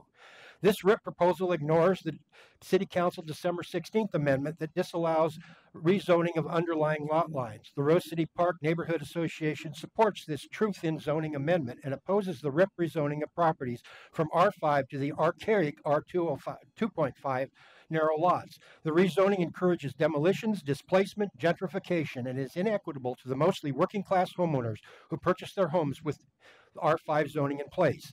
This RIP proposal ignores the City Council December 6, 2016 amendment that allows front-loading garages on narrow lots.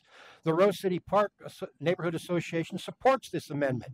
If the city expects people to transition from petroleum-powered vehicles to electric vehicles, the city needs to require adequate off-street parking for all new residential development that includes adjacent electric connectivity for overnight charging. This is far better than running extension cords across sidewalks or down the block to cars stored on the street. Additionally, commuters utilizing alternative modes also have cars that need to be stored when not in use. Cars stored on narrow residential streets to the degree that two vehicles can't pass each other creates a safety issue for everything from emergency vehicles to garbage trucks to bicyclists. Curb cuts provide a positive benefit for residents and can provide a positive impact for the pedestrian experience. Finally, it is unjust to the residents of neighboring properties that have driveways and off-street parking not to require off-street parking for nearby new development. The parking mayhem in Northwest Portland must not be duplicated elsewhere. Thank you. Thank you, Terry. Hi, I'm Mike Beamer. I'm a local architect and Mike, could you speak into the microphone, please? Yes. Thank you. You can pull that closer if that's more comfortable. So my name is Mike Beamer. I'm a local architect and homeowner with a basement ADU. I support the mission of the residential infill project and appreciate the strategy that's being considered. And I agree with all the feedback from the Portland for Everyone group that was submitted. And I wanted to highlight a few key details that I think are really important to get right and to study a bit more. One is currently the limit on types allowed I think is too narrow. Two specific types that I think should be added are to allow on a mid-block house or lot 2 attached ADUs rather than having one have to be detached. If a house has a existing attached garage and basement, those should both be able to be converted to an ADU. A second would be a detached ADU 2-pack. So basically 2 detached ADUs that are attached to each other. That allows the existing house to kind of maintain without having to mess with roof lines and etc. And still has an efficient and small mass addition of 2 units. One other key piece that I think should be addressed is the switch to an FAR limit kind of disincentivizes some energy efficiency measures, specifically wall thickness, insulation. So the way that FAR is measured is from the exterior of walls. So any wall thickness that you have is basically subtracting out living space from your max. And so for a net zero or passive house type project, the wall thickness is often 5 or 6 inches thicker than the code minimum. And that, at this small of a scale, makes a really big impact. So it could be for like a R5 typical 5,000 square foot lot, that might be like 115 square feet less living area that you could have if you're building a net zero house versus someone that's building a code minimum house. And so it puts people at this back and forth where they have to choose between, fitting a bedroom or having a house that's kind of meeting our sustainability goals. Thank you, Mike. There is the city of Vancouver has addressed this through a specific proposal that could be looked at. Thank you. Thank you. Next is Stephen Judkins, Lyndon Netkoven, Marshall Johnson, John Mulvey. They will be followed by Fred Berkovici. I'll try that again if I didn't get it right. If we're short one person. Then David Sweet, Aaron Brown, and Neil Heller. Stephen, go ahead. Sorry, I'm looking. Grab the seat here. Hi there. Just want to say a lot of other people have some great quantitative assessments of the current Could you state your name, please? Oh, I'm sorry. My name's Stephen Judkins. I'm a homeowner in North Portland. A lot of other people have some really great quantitative assessments about the current proposal and how much affordable housing it may create, middle-class housing it may create. They can explain that better than me, but I'd say, in general, a problem with Portland recently is that we have this intention of making the city affordable, having these outcomes. We follow a process that purports to do it, but the result often is not doing it. Really urge everyone here to make sure to remember the result is what matters. Creating more middle-class housing. There's a proposal that allows it to happen, but effectively very little happens. I don't think we can say we succeeded at our task here. And again, the process is somewhat important. I'm here speaking because of it, but it is a means and not an end. And the end is the ultimate thing we need to remember. Specifically, the proposal right now probably produce very little new housing, which is concerning to me. Even if we say it'd be nice if we could support these triplexes on lots, in theory, sounds like it's not going to happen. Economic analysis show that. So just like to urge everyone here to remember that the ends are important, and thank you. Thank you. My name is Linda Nedekoven. I live in the Hosford, Abernathy, or Hand neighborhood, and I'm speaking as an individual tonight. Although I support much of what the residential infill project proposes, I'll use my 2 minutes to share my main concern about the possible unintended consequences of the RIP, which are likely to work at cross purposes with our city's efforts to increase housing affordability. My neighborhood is a proud poster child for middle housing. We've had all types for decades, and there's room for more, but it was created largely via infill, not by demolition of viable structures. For nearly 20 years, I've watched my inner city neighborhood gentrify. However, the past 5 years have brought a new pace of change, and I don't see how the RIP can avoid worsening two current trends that are diminishing our stock of more affordable housing. Specifically, the demolition of the small, most affordable houses that could serve a family, and two older, larger houses that are currently often shared by unrelated adults at low rents. As the proposed upzoning makes land even more valuable, these trends are likely to accelerate and will only increase the economic segregation that we have all been decrying, especially in our inner city neighborhoods.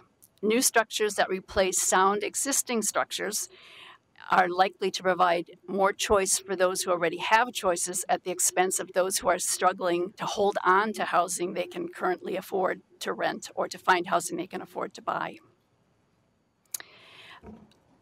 My email testimony has a lot more details in terms of the things I like and also would suggest for changes. One thing that concerns me is our ability to do cottage clusters. For example, the Richmond neighborhood lost a great opportunity for a cottage cluster when the Waverly Children's Home was torn down, and instead ended up being, that entire block ended up being used for large single-family houses. And could a density minimum or have led to a different outcome when we're speaking in terms of large plots of land, which are harder to find in our city? That's just one of the kinds of things that I'd like to explore in more detail. We need policies that maintain the current supply of our most affordable housing while letting us make room for increased density, which we are all trying to arrange for. Thank you, Linda. Marshall? Yes, hi. Good evening. I'm Marshall Johnson. I'm a resident of the Richmond neighborhood for the past 10 years. I had the opportunity to participate on the Residential Infill Project Stakeholder Advisory Committee, which allowed me to really gain a much deeper understanding of the issues that are facing the city and that this proposal is set to address. So I guess I'd just really like to focus in on a few different technical and process considerations, and I'm sure a number of these topics will be addressed this evening as well. Homes are less affordable in Portland today than at any time in our history, and there are policy routes that are excluding classes of Portlanders from having equal access to similar opportunities across our city. Equity, to me, is one of the biggest issues that can be addressed through the Residential Infill Project, and the proposal doesn't go far enough to accommodate housing shortage issues across the city. I think we're learning right now from lessons learned from previous efforts to mitigate displacement that gentrification moves populations and has had a real impact across Portland, most recently as a result of studies from the MLK and Alberta corridor investments in the early aughts. I believe that housing opportunities need to be broadly distributed across the single-family zones, and that lower-income households should have opportunities to be integrated within communities in geographically rich areas of the city. Diversity in housing options in high-opportunity neighborhoods will promote diversity in the composition of residents that those neighborhoods attract, promoting greater racial, ethnic, and social integration of our community. And this will continue to be important as our city continues to expand and people come to Portland. The proposal could go further to support missing middle housing options. At the very least, the plan should support nonprofit developers in accessing opportunities to integrate below market rate homes into our single family neighborhoods. encourage strategies to allow increased density in exchange for more below market rate housing, such as larger building area or floor area ratio for homes that provide greater housing units. Strategies need to be advanced to allow builders to compete with deep-pocketed production builders. Thank you very much. John? Thank you. Thank you for the opportunity to speak to you today. My name is John Mulvey. I am co-chair of the Housing Subcommittee of the East Portland Action Plan, although I am speaking only for myself today. East Portland is currently experiencing an unprecedented wave of housing instability. The residential infill proposal will direct the creation of the new homes that current and future Portlanders will need. Sadly, many current Portlanders will not live in these new homes unless affirmative and aggressive steps are taken to ensure that people with low and middle incomes can afford them. Among the residential infill project's stated purposes is to increase housing options. But for too many Portlanders, historic increases in the cost of housing limit these options. Merely expanding the supply of housing without doing more is for too many low and moderate income Portlanders an empty promise. I'm concerned that the plan as drafted may be inadequate to meaningfully incentivize the creation of affordable housing in Portland. Simply put, any rights to higher density must be tied to strong enforceable affordability requirements, and I don't think the plan does enough. I also want to express concern about the proposed housing opportunity overlay zone that I believe will leave large portions of East Portland out of the city's future growth in housing supply. I'm concerned that the methodology used in creating the overlay is arbitrary, misguided, and will do more harm than good. I very much share the concerns about displacement of low-income people, but I believe that the exclusion of much of East Portland will stigmatize the investment that our area needs. East Portland has unique needs that argue for more housing opportunity here, not less. For instance, we're home to a disproportionate number of school-aged children in Portland. For many recent immigrant families in particular, there's a dire unmet need for units with more bedrooms. East Portland's many large lots and vacant lots make much of this area a logical choice for creation of the additional housing units that we're going to need. Underinvestment in East Portland has been a chronic problem, and I'm very concerned that identifying and perpetuating my community as an area of lesser opportunity runs contrary to the values that our city ought to embrace. Thank you, John. So thank you very much. Appreciate that. Next. Sorry, I'm having a hard time reading your writing, but I think it's Berkovity. You're going to have to correct me when you come up. So that's Fred Berkovity, David Sweet, Aaron Brown, Neil Heller. They will be followed by Barbara Strunk, Jim Gorder, Gerson Robbie, and Danelle Norby. Okay, so I'm Fred Berkovich, and my handwriting sucks, so there's no problem with the mispronunciation. Sorry about that. Okay. I moved to Portland about a little over a year ago, and then we bought a house in Selwood about 6 months ago, so that's my background. And I want to tell you a couple of stories. The first is a fable from about 2,000 years ago, written by Aesop, and it's the goose that laid the golden egg. And I bring that up because the farmer who had the goose that laid the golden egg, as you all know, killed the goose, and there were no more golden eggs. Think about that when you think about this proposal. Then the next story I want to tell you is about a historical event 50 years ago in 1968. Famous year in world politics. And during the Tet Offensive in February of 1968, the United States military bombed to obliteration a group of villages called Ben Tre. In the process, they killed 1,000 civilians, Vietnamese civilians, wounded another 1,500, and at the end of the day, Air Force Major Chester Brown justified it by saying it became necessary to destroy the village in order to save it. From that historical viewpoint, I'll lean on a little bit of a conservation from 70 years ago. In 1948, Aldo Leopold died, but he wrote a few things that were pulled together in a book called The Sand County Almanac. And I'll quote, he said, "Our bigger and better society is now like a hypochondriac, so obsessed with its own economic health as to lost the capacity to remain healthy. A system of conservation based solely on economic self-interest is hopelessly lopsided." Okay, it's hopelessly lopsided. Conservation is not only land and animals, it's a quality of life. So I'll close with another fable and a question. The other fable was also written by Aesop, and it's The Sheep in Wolf's Clothing. So, Fred, you're out of time. You got a quick wrap up? Quick wrap up is the question to all of you. Yep. The question to you is simply whether you want to turn the city of roses into the city of withered flowers by killing the goose that laid the golden egg and destroying your community and our community in an effort to save our quality of life. And thank you very much for the extended time. David?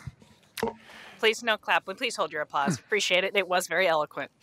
David?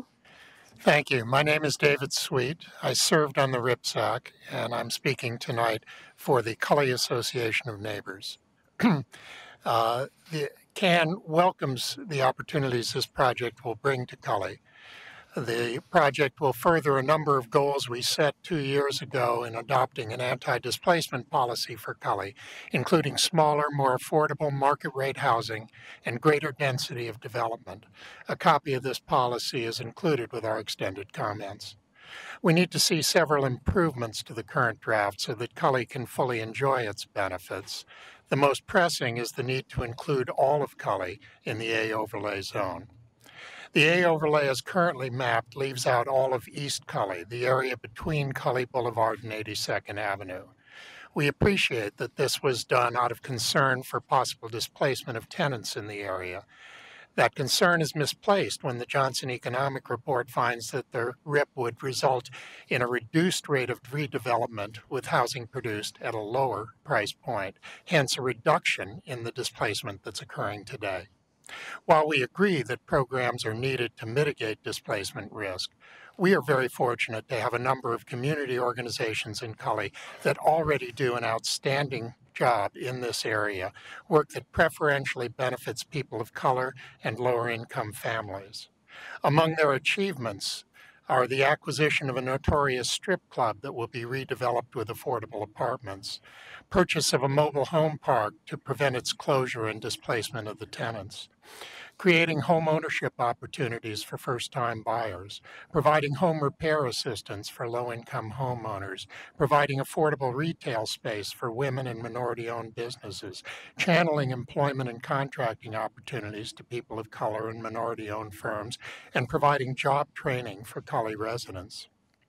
If we had more resources, we could do more, but Cully is already well positioned to take advantage of the Housing Opportunity Zone. Thank you.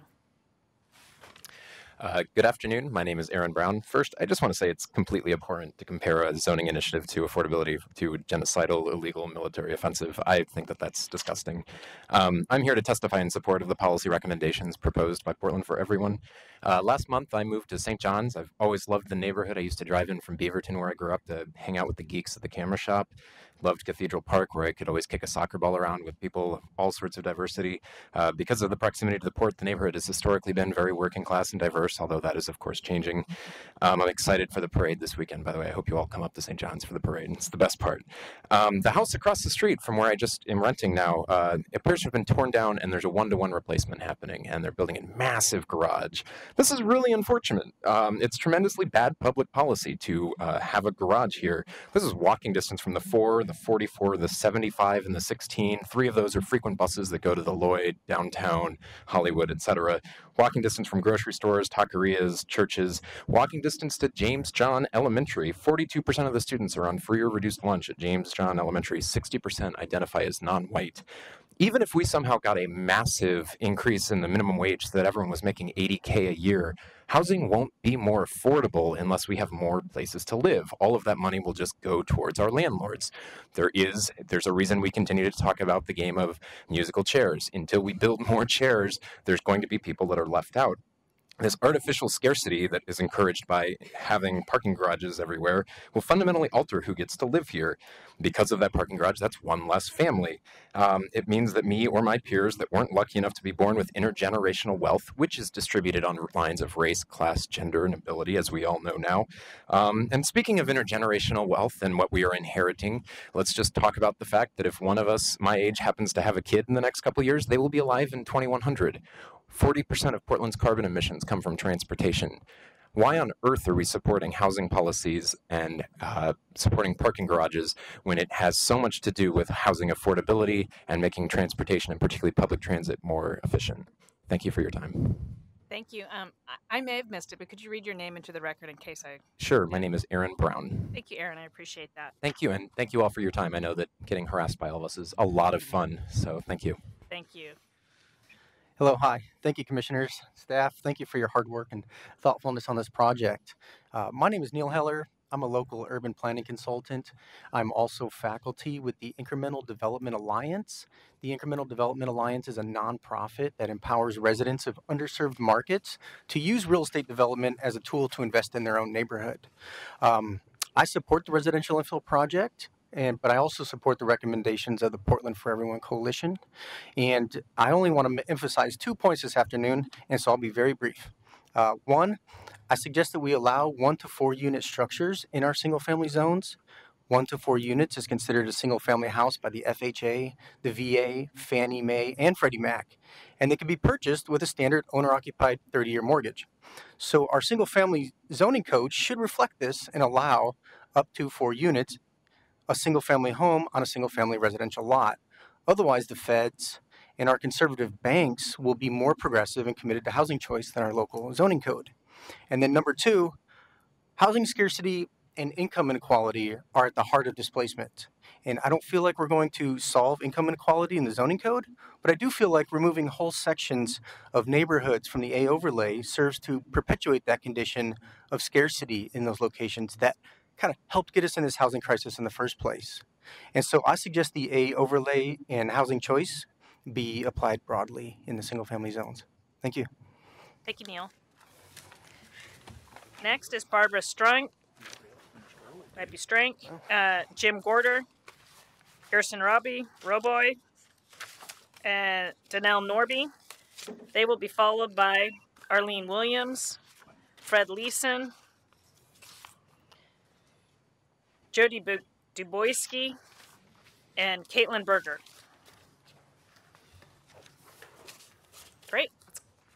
Hi, my name is Barbara Strunk. I live in Northeast Portland, and I'm here today representing the United Neighborhoods for Reform. I was the UNR representative on the RIP Stakeholder Advisory Committee. United Neighborhoods for Reform is a grassroots group with no ties or funding from any nonprofit or for-profit group. UNR was organized in 2014 and endorsed by 45 neighborhood associations as the neighborhood impacts of demolitions of viable houses became very apparent. We had concerns about the loss of relatively affordable homes and the environmental impacts of demolitions. The replacement houses in some neighborhoods were refill and averaged more than twice as large and twice as expensive as the houses that were demolished. In response to these concerns, the residential infill project was implemented. We do want to see this project succeed.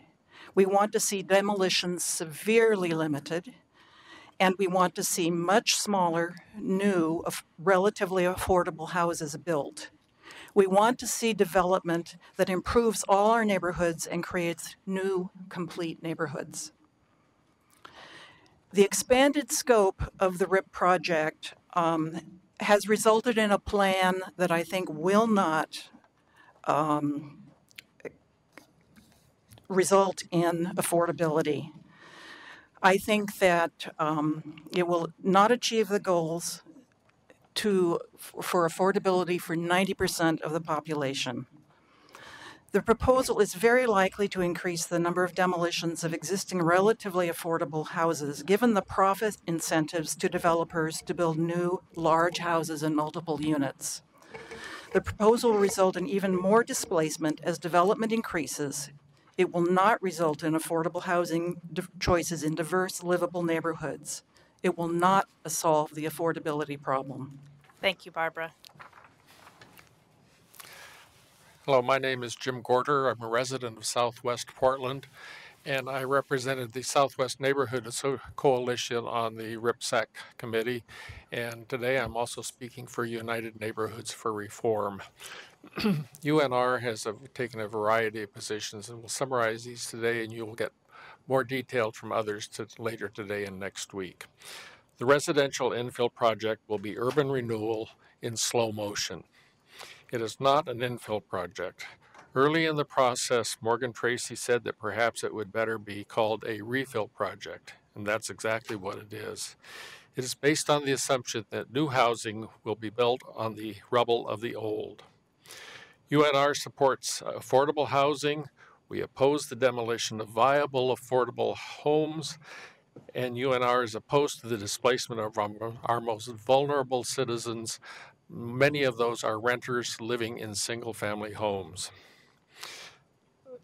The most affordable and the greenest house is the one that is already built. It's not a new one. RIP needs to actively provide incentives for preserving these naturally affordable single-family houses. You heard about it with the Southwest Corridor. It applies citywide.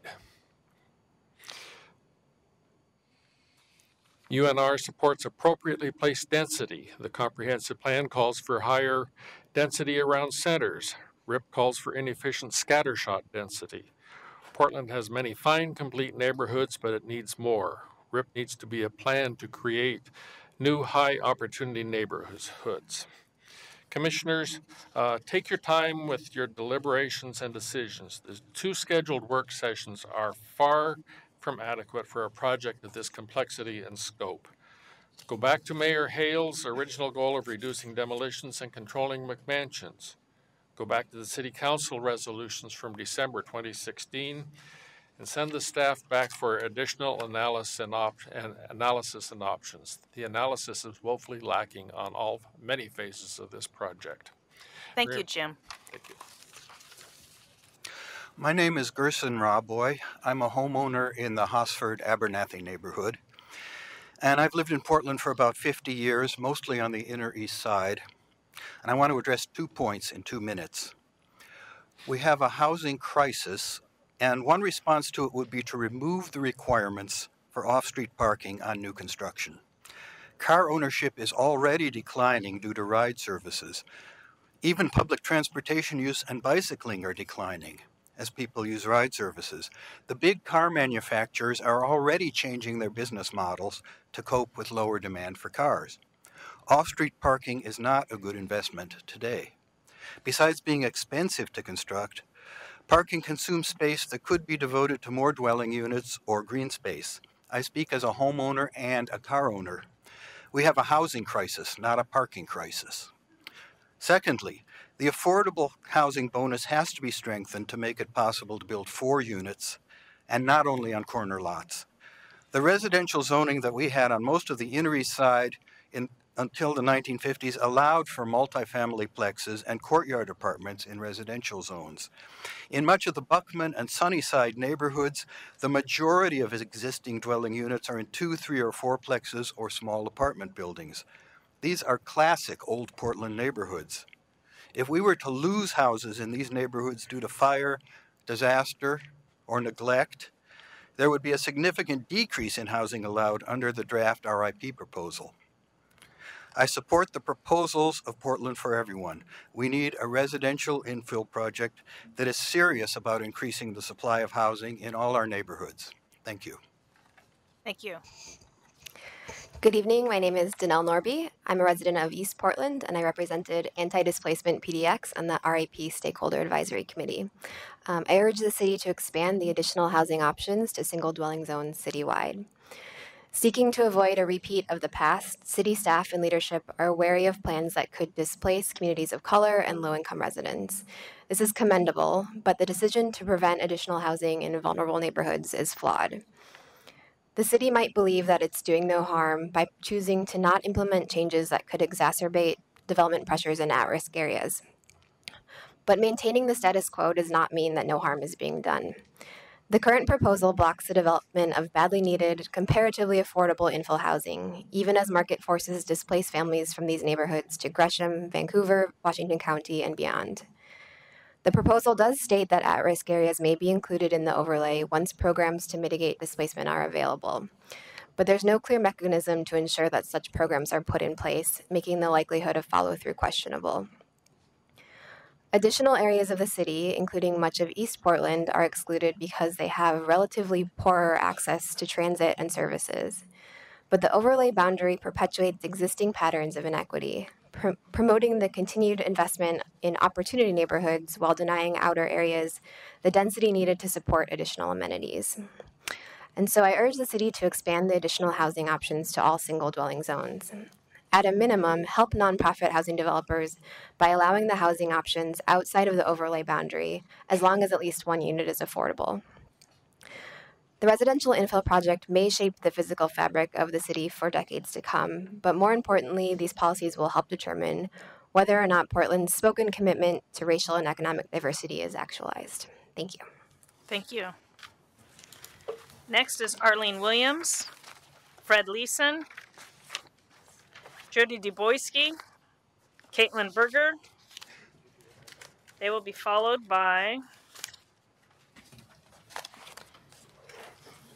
Shane Kwiatkowski, Henry Kramer, Tony Jordan, and Justin Sawyer.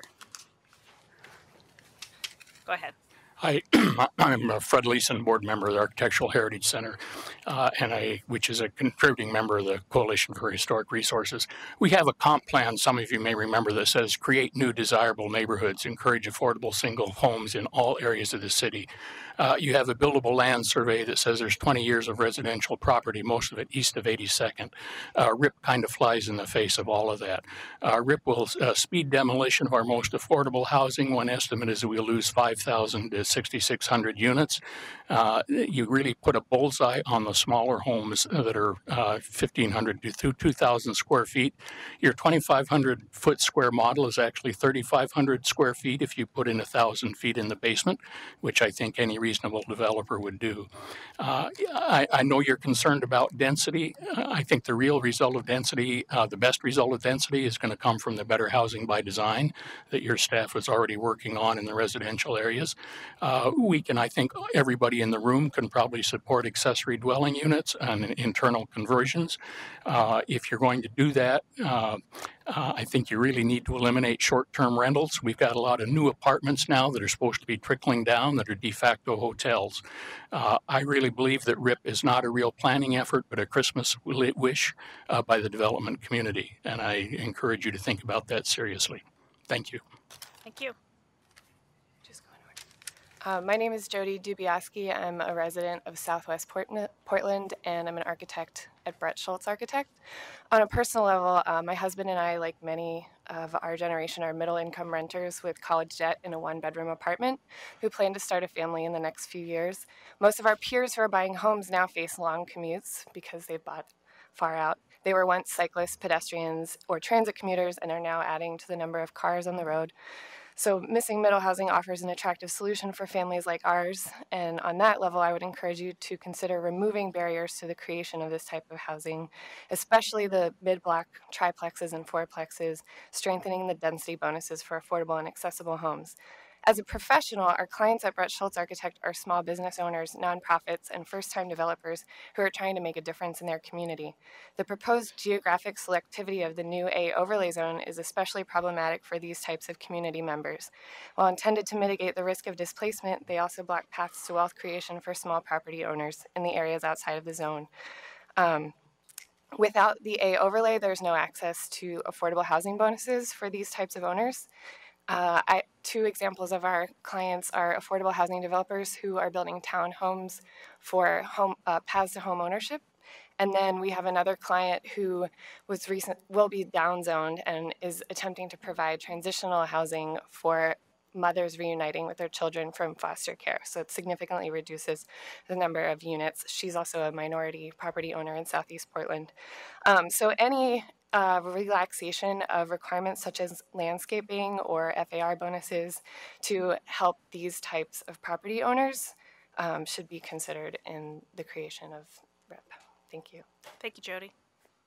Hi, and thank you for listening to us today. My name is Caitlin Berger. I'm a resident of the Humboldt neighborhood and a land use planner, though I'm speaking as an individual today. I'm here in support of greater density and greater housing variety in single-family zones. Specifically, I want to support Portland for Everyone's recommended improvements to the residential infill project draft. Increased housing opportunity is needed in all neighborhoods in order to reduce upward pressure on housing costs and rent, and to provide access to walkable, amenity-rich neighborhoods. Smaller housing means more resource and energy-efficient homes. Greater density will allow our city to meet the needs of a growing population while protecting the surrounding forest and farmlands that make this region great. The residential infill project provides an opportunity to increase the development of missing middle and affordable housing, but changes need to be made to ensure these developments are feasible under the new code. The changes I request the Commission to consider will create more housing overall, more affordable housing, and more accessible housing. First, the housing choices included in the housing opportunity overlay should be allowed in all neighborhoods. Please allow homeowners in East Portland to reap the same benefits and allow more affordable housing options to be constructed in East Portland. Instead, work with Anti-Displacement PDX to develop a citywide displacement mitigation program. Second, provide stronger affordable housing incentives and accessible housing incentives. Allow an additional home and FAR increases for projects that are fully accessible or provide an additional affordable unit. Third, allow an increase in FAR for duplexes and triplexes. Allow triplexes in mid-block lots and allow these projects to access the improved affordable and accessible housing bonuses. Fourth, reduce minimum front setbacks in R5 zones to allow more space in the backyards for ADUs. And finally, develop a true cottage cluster code, that's a tongue twister, that encourages the development of smaller and more affordable homes. Allow by right cottage cluster developments to have reduced home sizes and increased density above the base zone. Allow bonus homes in exchange for affordability and visibility. I think these recommendations will allow the development of more homes to meet the needs of all Portlanders. Thank you. Thank you, Caitlin. Hi, my name is Arlene Williams. I and a large majority of the R5 lots on my block, I have a petition here, ask you to exclude my block in Southeast Henry Street from Southeast 52nd to the dead end from the housing opportunity overlay. Here is why you should. My dead end street is 475 feet and it has no fire apparatus turnaround. It is not legal according to the fire code. A 7-foot high fence blocks the dead end. Dead-end streets are dangerous because people can get trapped by a fire, gas explosion, toxic spill, or a mass shooter. You must take the city fire code seriously. Portland Fire Code is lax compared to the International Code, Oregon State Code, and the Code for Unincorporated Multnomah County. They require a turnaround after 150 feet. Portland Code requires one after 300 feet. Even so, my street is still illegal in Portland. It could not be built today. How can you justify blanket approval for the new construction this overlay would allow? You will put more people at risk on a street that is illegal. Portland Right-of-Way Code 33654-110B2 recommends dead-end streets have no more than 18 living units. My street has almost twice that at 30 units. It already has middle housing, 2 fourplexes, 1 triplex, 3 duplexes, plus 3 flagged lots. It is crowded now. The overlay would allow 56 living units, 3 times the recommended number. That is too much. Don't make a bad situation worse. In 2016, the Portland City Council agreed with me and decided not to upzone my block in the comprehensive plan. They recognized the danger then. Please recognize the danger like they did. Don't apply the overlay to my block on Southeast Henry. If you don't respect the code, why should anyone else? Thank you, Arlene. Next is Shay Kwiatkowski, Henry Kramer, Tony Jordan, Justin Sawyer. They will be followed by Cole Peterson, John Liu, Devin Silly, and Julia Metz.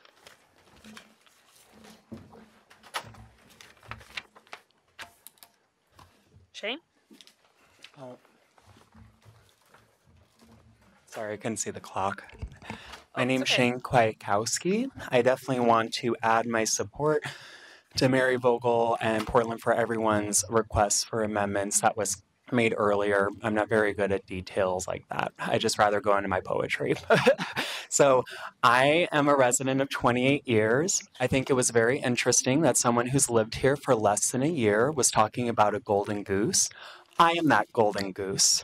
I am a queer person. I am a local. I'm an artist. I'm a drag queen. I help my friends. When they're food insecure, I take money away from me that could be used for my bills, and I help them. People who work in food industries where they are food insecure, people who work for restaurants and hotels and tech firms, that they do not get the passing on of profits. I worked in law firms for 3 years where they have kept my wages at $13 an hour, while I meet people my age who make more than $125,000 an hour, and they get to lecture me on what the idea of local is, when they've only ever lived within 20 city blocks of Portland. I live in Vancouver, and I was raised there. I see how many Oregon license plates buy up the only walkable infrastructure in our city because your city does not provide enough options for your own children or the amount of people coming from all the rest of America. That makes me more sad than angry, but if I'm angry, and I was honest about that, when I look at the analysis that my friends and family have made in the housing advocacy community, it just seems by and large the opportunity that we believe is going to be created through this plan is not going to surmise. And for me, it seems like the fire has met us, the flood is rising, people need water, and if we die, we won't be noticed because I have already been priced out. My sister killed herself because she didn't have housing security here. I offer this story so people can take that as a reflection. Thank you, Shane. My name's Henry Kramer. I live in the King neighborhood of Northeast Portland. I'm a homeowner and a landlord with 2 live-in tenants, and I'm appearing before you today to express support for the recommendations of the Portland for Everyone Coalition, and specifically to urge you to do everything in your power to ensure that developers actually and consistently build as many homes as possible per lot. I was lucky enough to buy my home before prices skyrocketed. That doesn't make me more deserving of a home in my neighborhood than anybody else. My neighborhood should be home to as many people as possible. We should be housing more people. The only way to do that is putting more homes on plots. My 1904 single-family home has appreciated in value 50% since I bought it 4 years ago. I could not afford that single-family home today. There's nothing inherently affordable about single-family homes because the land underneath it is not inherently affordable. The Planning Commission must recommend steps that incentivize the building of triplexes and fourplexes on any residential lot, regardless of where on the block it sits. Corner lot plots are not enough for triplexes, and we simply need fourplexes. We need to do everything possible to bring down the cost of housing. By far the most expensive part is the property. The only way to do that is put more units on the property. And the city's own analysis says it doesn't pencil out unless the total size of the building increases a little bit with each additional unit, so you should make sure to do that. Without question, the best part of my neighborhood is it remains economically and racially diverse. I'm hoping to start a family in the not too distant future, and I want it to stay that way so my future children can grow up with neighbors who experience the world differently. We don't lose our empathy to economic segregation, and that only works if we put more homes on these individual lots. It only works if we make homes that are affordable for people of different economic means to live there. And if we fail to pass an RIP that aggressively pursues triplexes and fourplexes, it's going to be a tragic missed opportunity. We sit on the verge of becoming San Francisco, where scaremongering about housing options has made it only that folks with inherited wealth can afford to live there. We can't do that here. Please allow and incentivize more triplexes and fourplexes in Portland. Thank you, Henry. Hello, Commissioners. I'm Tony Jordan, founder of Portlanders for Parking Reform. I appreciate the opportunity to speak to you today. I support Portland for Everyone's recommendations and the residential infill project in general, but I'm here to ask you to recommend eliminating all existing residential parking requirements. If parking was free to build and maintain, and our roads were infinitely wide, and our cars were carbon neutral, then off-street parking requirements might be okay. But that's not the case. Off-street parking is not a community benefit. Required parking should be looked at like an impact fee or SDC, costing tens of thousands of dollars per unit in construction and opportunity costs. More parking induces more traffic that wastes our time and endangers our children. New off-street residential parking reduces the public parking supply via curb cuts, causes more polluting runoff, and will cause more trees to be cut down. People will claim that eliminating parking requirements is a handout to developers, and as such, additional trees, affordability, or transportation demand management should be required on sites with no parking. The opposite is true. Off-street parking is a personal amenity, and the community bears much of the cost. A developer who builds parking should have to plant more trees to offset the impact of the driving. A developer who builds parking should have to provide affordable units to offset the impact of sprawl. A developer who builds parking should have to provide transportation demand management to offset the impact of traffic. We can do a lot more to manage our parking demand with permits and other strategies. Requiring more space for cars is not a solution. Housing affordability, climate action, and less single occupancy trips are admirable goals of our city. Eliminate minimum parking requirements, and we will make quicker progress on all of them. Thank you. Thank you, Tony. Hello, Commissioners. My name is Justin Sawyer, and I'm a resident of Ladd's Addition. When I first moved to Portland, I lived in an internally divided triplex house in Ladd's, and it was pretty awesome and affordable. Since then, I got married. My wife and I moved into a courtyard fourplex in Ladd's that was converted into condos. And we're not rich. We're middle class with fairly decent incomes, but even so, the only reason we can afford to live where we do is because of housing options other than single-family dwellings. I feel really fortunate to live where I do, and I want others to have the same opportunities. I know there's a lot of fear that the residential infill project is going to change the city and change neighborhoods, but the reality is that the city is already changing. It's turning into a place where only privileged people can live, and unless we do something now, that will become the reality even more so in the future. I think the residential infill project is good, but I think it can be even better if you make the improvements to it that were decided by the Portland for Everyone Coalition. Some of their points in particular that I feel strongly about is that I think we should allow internal conversion of existing houses into multiple units in all areas of the city. Let's make more housing out of what's already there. And allow the housing options provisions throughout all areas of the city. We need more density throughout the city if we want more transit and walkable neighborhoods. Also, I think we should eliminate minimum parking requirements altogether. If we ever want to meet our transit and environmental goals, we have to value housing over cars. And that's it. Thank you. Thank you very much, Justin. Next is Cole Peterson, John Liu, Devin Silly. Cells, thank you. I was wondering about that. Thank you, Devin. Julia Metz. Following them will be Irvin Siverson, Blaine Palmer, Alex Joyce, and Diane Lynn. It looks like I've got some more here. Thank you.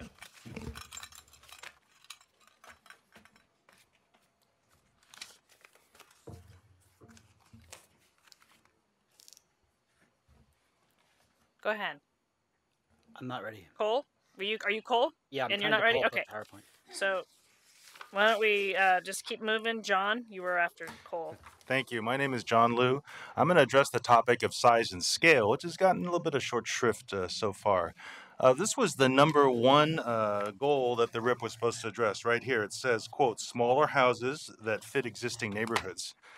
So RIP tries to do this by establishing a generic infill building that can be parachuted into a neighborhood in Portland and supposedly fit. But that doesn't work because Portland's neighborhoods are very different. They're diverse. Some of them have large houses on average, some of them have small. So here's some data from the city. In the A overlay, the median single-family house is 1,500 square feet and 15 feet tall. So compare that to the RIP rule of 2,500 square feet, or 35 if you include the daylight basement, and 30 feet tall, twice as tall. So we have some small neighborhoods. St. John's was mentioned. In St. John's, the median house is 1,100 square feet and 14 feet tall. So that RIP building will be a Death Star in St. John's. Of course, we have neighborhoods with large buildings, Mount Tabor, Eastmoreland, so forth, where that building would fit in. So what I'm going to suggest is this. Instead of a generic rule that will establish a generic infill building larger and taller than about 95 to 98% of Portland, that you apply a sort of contextual-based rule. Establish size and height with reference to the local environment. So here's one proposal. On a lot, you can build a building that is 10% larger than the largest house within a city block. And it can be 10% taller than the tallest house within a city block, subject to some overall limits. So what this would do is this. The development community could continue to build the very largest and tallest structures within sight from the building location. But they would fit in because they wouldn't be grossly larger or taller. They'd be a little larger and taller. And over time, our neighborhoods would naturally grow larger and taller because of that 10% larger thing. But it would happen in a natural and organic way, and RIP would then fulfill its number one goal, smaller houses that better fit existing neighborhoods. Thank you, John. Cole, you ready? I'm ready. Thank you. My name is Cole Peterson. I'm going to take the bold step of speaking on behalf of ADU owners citywide, even though nobody can really do that. And also speaking on behalf of ADU practitioners. I put together a letter that's 11 pages long that was submitted into testimony. This is going to be just a quick visual summary of some of the key points. So I'm really glad to hear that so many people like ADUs, and that's great. So just want to make sure that we are putting together the best possible code with regard to secondary ADUs in particular. There's a couple problematic elements with RIP, and there's suggested solutions in this 11-page testimony, which I won't have time to go into. But I just want to give you some illustrations, visual illustrations of the problems that they present. The 0.15 FAR bonus allows for an ADU that wouldn't allow for this, which is an ADU above a garage. Basically, no properties in Portland could do ADUs above a garage. That's a problem. Here's another example of that. These are taken from the ADU tour that I run. That's a citywide tour, attracts thousands of people, and all of these ADUs that you see wouldn't be allowed. This is a 0.35 FAR example of an ADU. So we just have to make sure that we have a code that allows for practical applications of ADUs like this. This is another big one that I have the unenviable position of getting behind here, which is to say that while we all support accessibility and visitability as a principle, it's a really problematic way that the regulations were written for ADUs. It would prevent properties that are up on slopes that aren't extremely steep, but any properties with steps couldn't build a secondary ADU without incurring roughly a $28,000 cost as a result of grading and accessibility for the bathroom and all this. And then just another problem with the accessibility standard or visitability standard is a lot of two-story ADUs opt to have a bathroom on the second story, not the first story, like mine, like this one.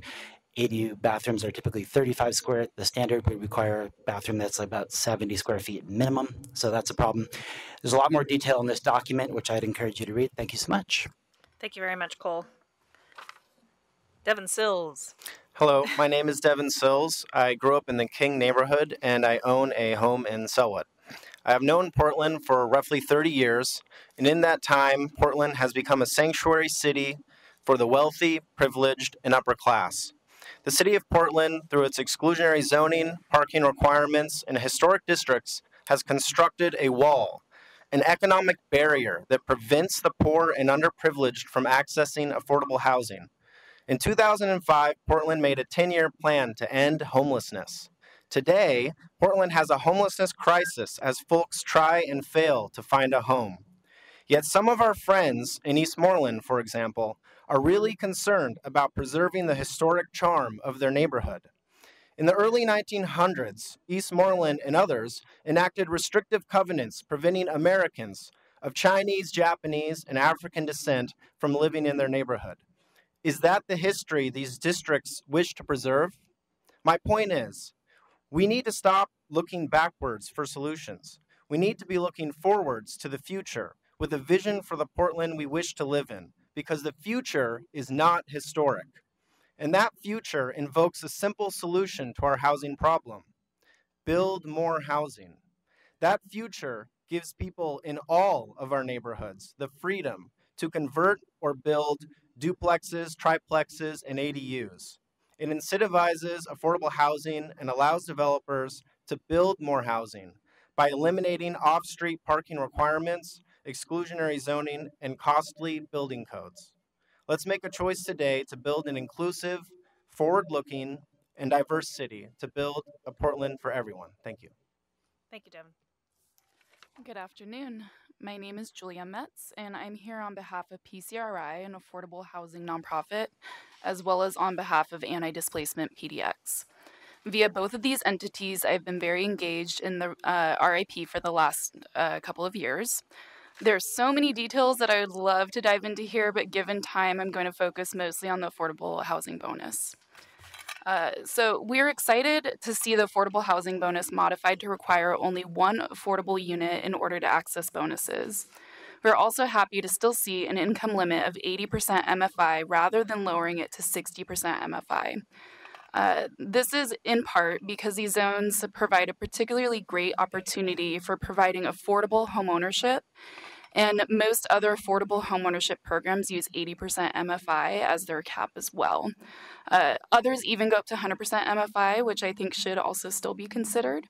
Unfortunately, the proposal has eliminated any bonus unit for affordable housing on interior lots. Bonus units need to be allowed on all lots, not just corner lots.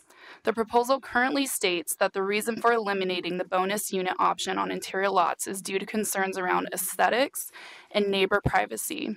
In other words, giving these greater value over affordable housing.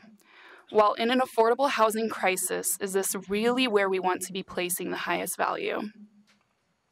While we'd rather see the newly proposed A overlay effectively removed, we are still incredibly concerned that in the meantime, the proposal doesn't have a mechanism for affordable housing bonuses to be utilized outside of the overlay.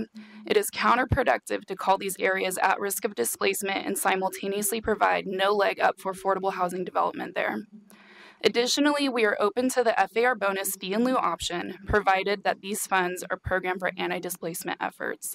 It is key that the city continue to explore ways to capture added value and income prompted via the RIP and funnel those towards anti-displacement programs. Finally, I want to sincerely thank staff for their hard work and incredible ability to balance a variety of details and perspectives. This by no means has been easy. There are a lot of things in the proposal we're excited to support, which I'll be sure to include in my written testimony for you as well. Thank you. Thank you, Julia. Real quick, PCRI supports 80% and doesn't support 60%. We would not want the cap to be at 60%. We support the cap staying at 80%, if not higher. Okay. Yeah, thank you. Thank you. Next is Irvin Siverson, Blaine Palmer, Alex Joyce, and Diane Lynn. They will be followed by Natalia Bronner, Alyssa Meehan, Leslie Hammond, and Steve Maxson. Yeah. Irvin? Yes. Great. My name is Irvin Severson. I am a 20-year resident of Concordia neighborhood. I want to introduce as testimony a letter written on 10/26/16 by 7 of the RIPSAC committee members, essentially 1/3 of the committee. It states coherently why RIP is terrible planning policy, calling the proposal draconian. I urge new council members to read this before voting. On 12/7/16, Amanda Fritz passionately argued that R5 should remain R5, and the City Council voted yes to incorporate that as an amendment to RIP. You are now proposing to change thousands of lots zoned R5 to R2.5. What happened? RIP does very little to address house size. In my neighborhood, it raises height allowances from 30 to 35 feet and allows for further intrusion into setbacks. I could have a duplex built next to me that is 35 feet tall, more than double the height of my house. And the calculation of FAR is absurd. A 5,000 square foot lot in my neighborhood, based on information from your own planning department, could have 4,625 feet of building on it, essentially as large a footprint as the largest home built in Portland on a 5,000 square foot lot in 2017. RIP does little to encourage the development of smaller, affordable single-family houses, the most desired type of housing stock. In fact, in my neighborhood, it prohibits requiring attached housing on 5,000 square foot lots. It is arbitrarily punishing. In my neighborhood of single-family homes, it proposes a switch from R5 to R2.5. It raises height restrictions and demands attached housing. It does not allow driveways or garages, essentially forcing cars to be parked on the street. And yet, just one block from me, essentially 150 feet away, it allows detached houses, garages, and driveways. How is this equitable? And does the city council believe that people are moving here without cars? That is dysfunctional utopian thinking at best and horrible planning at worst. It will increase congestion on city streets, reducing livability. And in my neighborhood, with the restriction on driveways and garages, there'll be no way to charge electric cars, which are the wave of the future. A proposal so draconian as RIP deserves the vote of the people who are impacted the most, us tax-paying citizens. Let the people vote. Thank you, Irvin. Blaine? Thank you, Commissioners, for the chance to testify. My name is Blaine Palmer. Our family bought a home in the Buckman neighborhood in 1997, and part of our attraction there and our continued love today is its mix of housing types. And in 1997, our neighbors were also diverse, at least in age and income, if not racially. With greater awareness of Portland's history and my own privilege, I've begun to understand that lack of racial diversity and to appreciate the role of city government to create opportunities for housing equity or continue to deny them. In the last 2 decades, affordable housing options have not kept up with increasing demand for homes near the city center, and the dollar value of my home has gone up. But the neighborhood where seniors, students, artists, and working class families could all afford to live has largely disappeared. In volunteer work over the last week, I asked Portlanders what was the most important thing that they would change, and housing affordability was the nearly unanimous answer. 2 different people told me they had lost hope of finding a home here and were looking at another city to move to. So affordable housing throughout Portland must be the primary objective of the residential infill project. This draft takes steps in that direction, and if improved, including the recommendations of Portland for Everyone, it can go a long way toward providing smaller, more affordable housing choices. We can dismantle the segregationist land use patterns that were adopted decades ago to benefit people who look like me at the cost of people of color and those with disabilities. Let's support the gentle infill and allow for smaller, flexible, more affordable types of homes in all neighborhoods and expand opportunities for access for all Portlanders. Thank you. Blaine. Alex? No. I'm going to, Diane, go ahead. Good evening. My name is Diane Lynn. I'm Executive Director of Proud Ground. We are dedicated to creating permanently affordable homeownership opportunities for working families through the Community Land Trust model. I'm also Chair of Housing Oregon's Portland Metro Policy Council and on their Board of Directors. This testimony is to support the Portland for Everyone proposal. On behalf of our entire board and staff, we ask you to prioritize the critical need that you all know about, which is to open the door for more affordable home ownership opportunities. And we stand in support of our partners, both private and public partners, to build the units, affordable units of all kinds that you know all very well are desperately needed and more every day. As a proud native Portlander, grew up in Buckman neighborhood and live in Concordia right now. We're all neighbors. Raised my kids in Selwood and former Multnomah County Chair and Commissioner. I was also the director of the Office of Neighborhood Associations for 5 years in my past. I have watched this city grow and change. We are at a very important precipice right now. We have a chance to commit ourselves to making our neighborhoods truly more diverse, both economically and culturally. If we don't, shame on us. For all those who challenge us about being the progressive, inclusive community that we really want to be, these policies before you tonight are a step in the direction. As you all know, the City of Portland just released its housing report. You know the stats. I'm not going to go into that.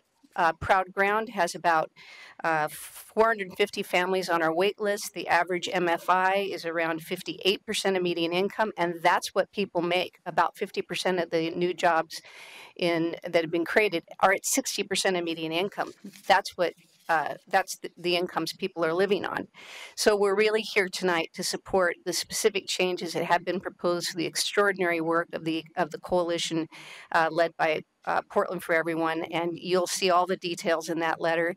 We need as much opportunity to build as many new units every place we can. It's a game changer for the families we serve, and it's critical to reduce the minority home ownership gap in this community, and we really look forward to continuing to communicate with all of you about the critical need of the housing developers that do this work every day.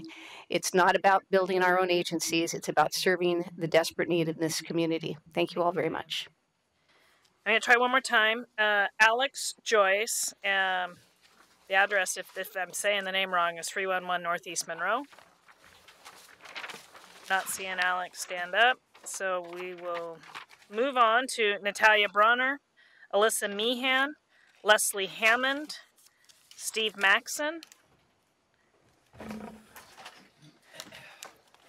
They will be followed by Travis Phillips, Nick Savi, Amanda Petrie, and Danielle Zegbee.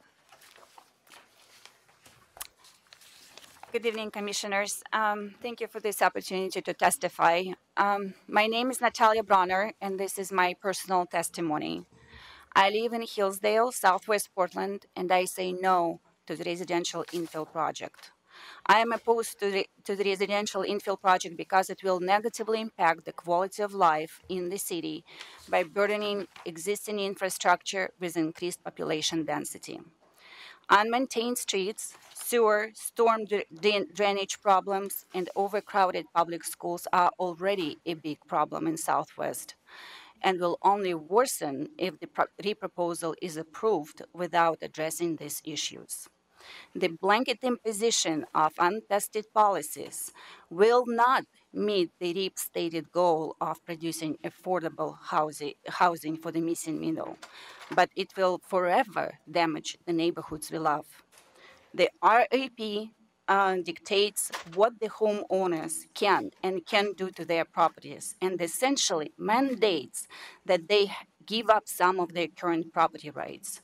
By example, the new FAR restrictions will no longer allow additions to many existing homes.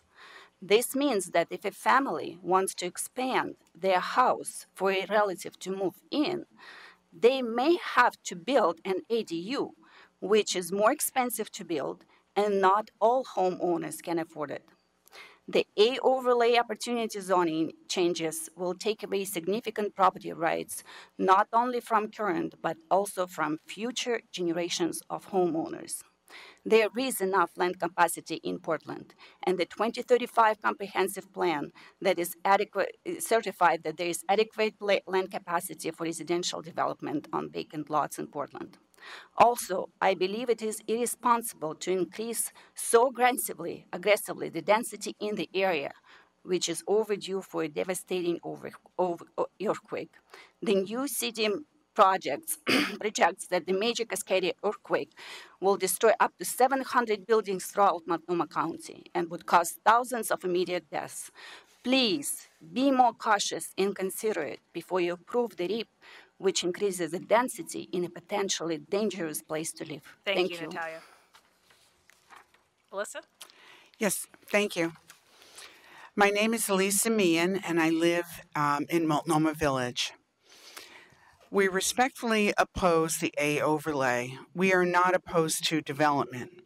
We would like the city to move forward and prepare properly for newcomers, not with one easy swipe of the brush, but with careful consideration, neighborhood by neighborhood, listening to what residents have to say.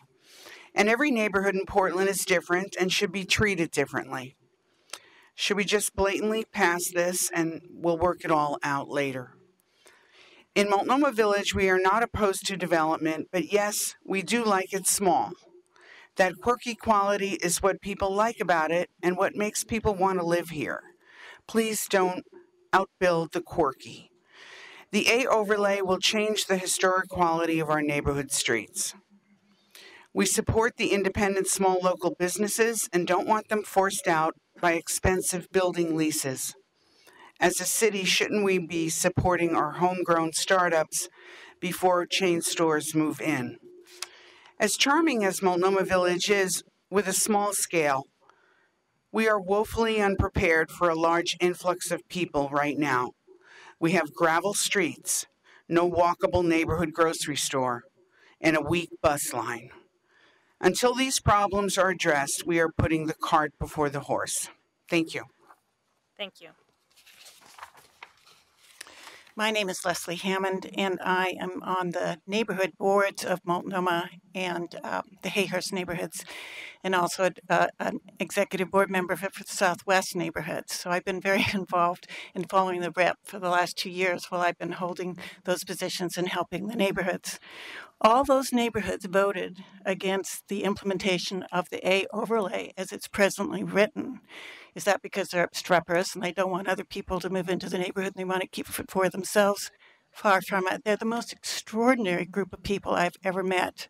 Every week, every month, they're out working in their neighborhoods, helping in the parks, helping in the schools, taking care of their families, working. They're really impressive. They're opposed to it because they understand, I think, what the impact would be, which would change the character of the neighborhoods forever. So I believe these are the things that they would like to see you consider. One is to make sure that you put duplexes and triplexes on the corners where they've been historically zoned. The city and Metro have both said there's sufficient buildable land for that kind of thing in the city, and that's really where they belong. If those units are built, we'd ask that you consider off-street parking. The little village that Lisa was talking about is having a terrible time getting people into their businesses because there's no parking. Every single slot on the street in Multnomah, because it's tiny, is taken up with parking. We have a new 39-unit building going on in the corner of Southwest 32nd and Capitol Highway. PBOT refused the builder and the architect to allow off-street parking. They said no, they couldn't do it. They wouldn't allow a curb cut. So we're getting 39 new neighbors. Now the builder said, oh, these will be millennials and they won't have cars. But we all know they will have cars. So we would encourage any kind of commercial or residential building to have off-street parking so that the village can actually continue to thrive. Secondly, in 2014, Metro did a study that showed 80% of the people interviewed chose single-family housing as their first choice. This plan is a proposal to increase investor-owned products in the form of duplexes and triplexes. If those duplexes and triplexes are condominiumized, they can be single-family ownership. But if they're kept as triplex and duplexes, they're going to be investor-owned and not single-family, and it won't help anybody who wants to buy a house. Thank you, Leslie. Thank you. Steve? Yes, my name is Steve Maxson. I was homeless when I moved here 18 years ago. I'm still homeless. Recently, a friend of mine gave me the opportunity to have sweat equity in a place that we're planning on building.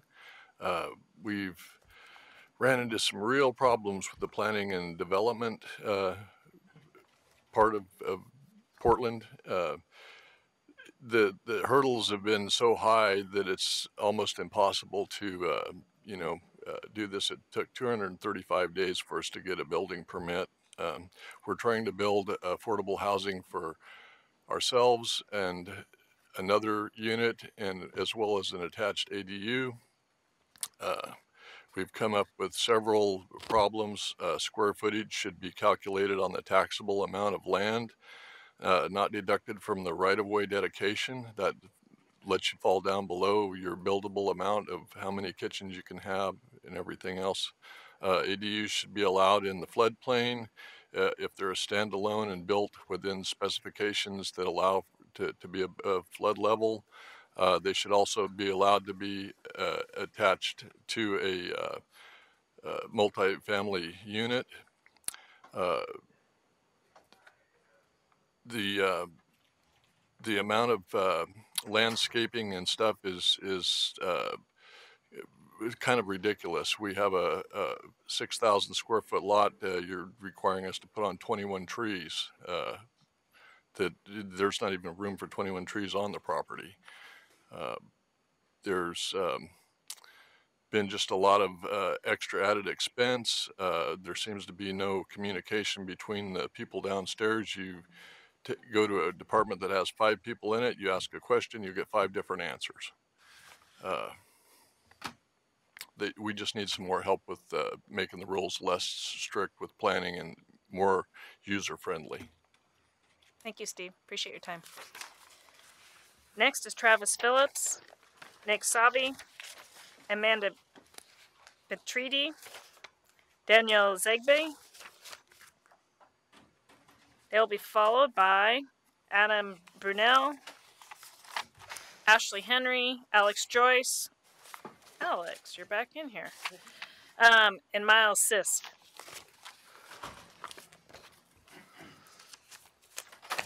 Go ahead. Yeah. Oh. Yep.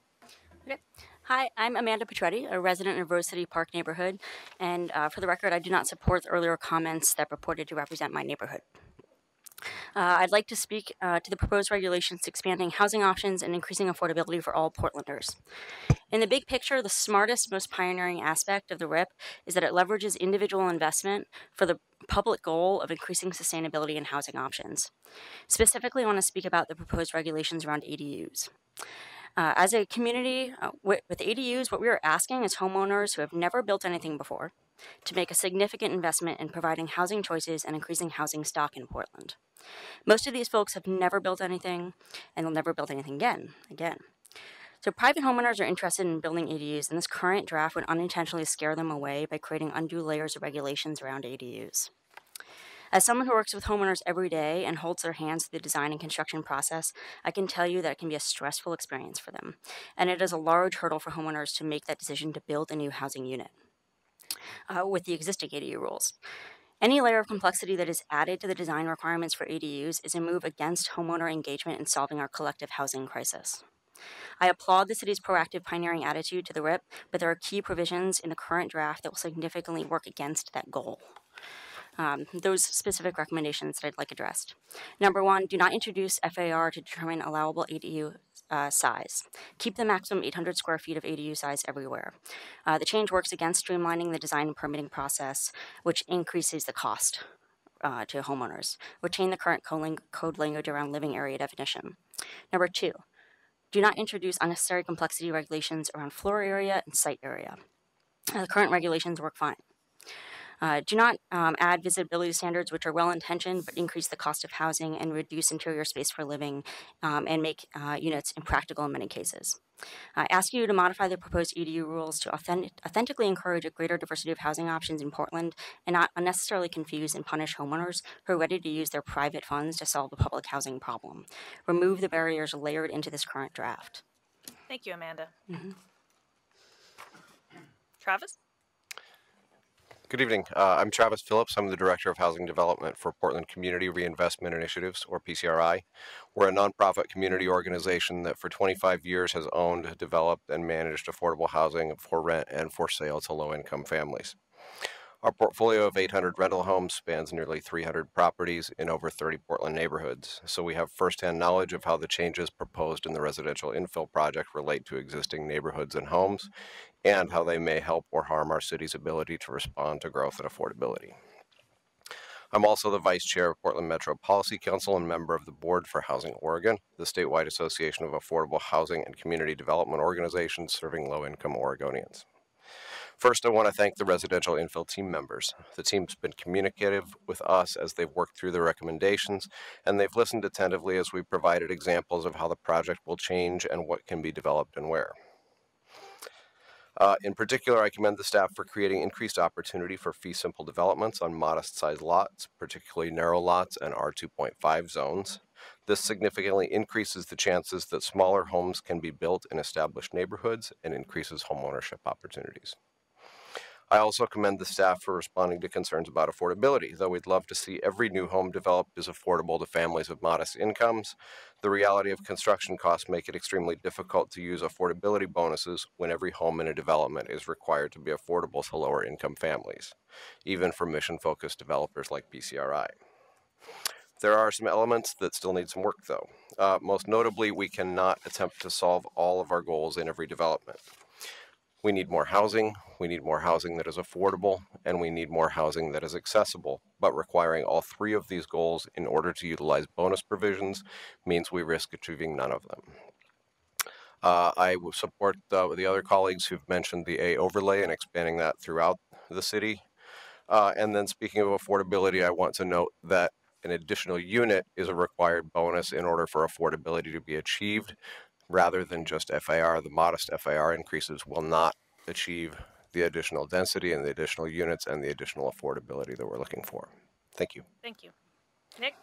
Hi, I'm Nick Sovey. I'm the director of Rose Community Development. We're a nonprofit that provides affordable housing in outer southeast Portland. I support the Portland for Everyone proposals, and I want to urge you as representatives of the city of Portland to take bold action to address our affordable housing crisis. Portland Housing Bureau estimates an additional 62,000 units are needed so that no households are cost burdened. The city's study of the RIP by Johnson Economics shows that the proposed RIP policies would add only 86 new homes a year. So this will solve our problem in only 700 years. So hopefully we can do better than that. 80% of the residentially zoned land in the city is zoned for single family development. To meet the demand for housing, the city needs to be much more aggressive in its approach to single family land use, to zone more land for multifamily development, or both. Of the Portland for Everyone proposal, I wanted to focus on applying the housing opportunity zone throughout the city. East Portland should not be redlined. It offers some of the greatest opportunities to add units. Adding more units in East Portland will promote equitable development, make mass transit more viable, and support healthy mixed-use centers and corridors.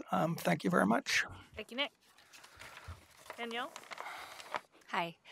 It's been really interesting looking at the generational divide between comments on the whole. My name is Danny Zegbe. I live in Lentz. I'm in my 40s, but in my 20s I lived in the Bay Area and New York City. Today I own property in Portland. I was lucky, and I bought into the market before prices skyrocketed. To be honest, the RIP, as it's now written, would benefit me personally. The 2,500 square foot house size restriction on 5,000 square foot lots means that through a cascade of compressed market forces, my property value would increase. And yet, even though it would benefit me, I moved to Portland because as a 20-something, I couldn't afford to build a future in New York or San Francisco. This RIP is a disaster for Portland because it will incentivize one-to-one single-family house replacements instead of the duplexes, triplexes, and especially fourplexes that are crucial to Portland's prosperity, equity, and health. You've heard from experts who have provided you all the facts that you never wanted to know about why one-to-one replacements will get built instead of the small plexes that the RIP purports to encourage. They explained why increasing FAR for fourplexes by right is the only path to housing affordability in the single-family zones. They're right. You've heard from established older homeowners who argue that the RIP is a giveaway for developers who are the only ones who stand to profit and also stop demolishing Portland. To those folks, you're right. but not for the reasons you think. Builders will simply build a smaller house and sell it for the same price they would have sold a larger house. A giveaway, but limited to 2,500 square feet. No way will any developer build a triplex or fourplex. 3 or 4 units in 2,500 square feet is too expensive and risky to build. As a Gen Xer, I see the future our millennials face, and if we don't take drastic measures today to secure our city's future. So while the RIP will make my property value go up, I see myself in those millennials. If our creative, educated young people move away, just like I did from San Francisco, Portland has no future, prosperous, equitable, or otherwise. Thank you, Danny. Appreciate it. Next is Adam Brunel, Ashley Henry, Alex Joyce, Miles Sisk.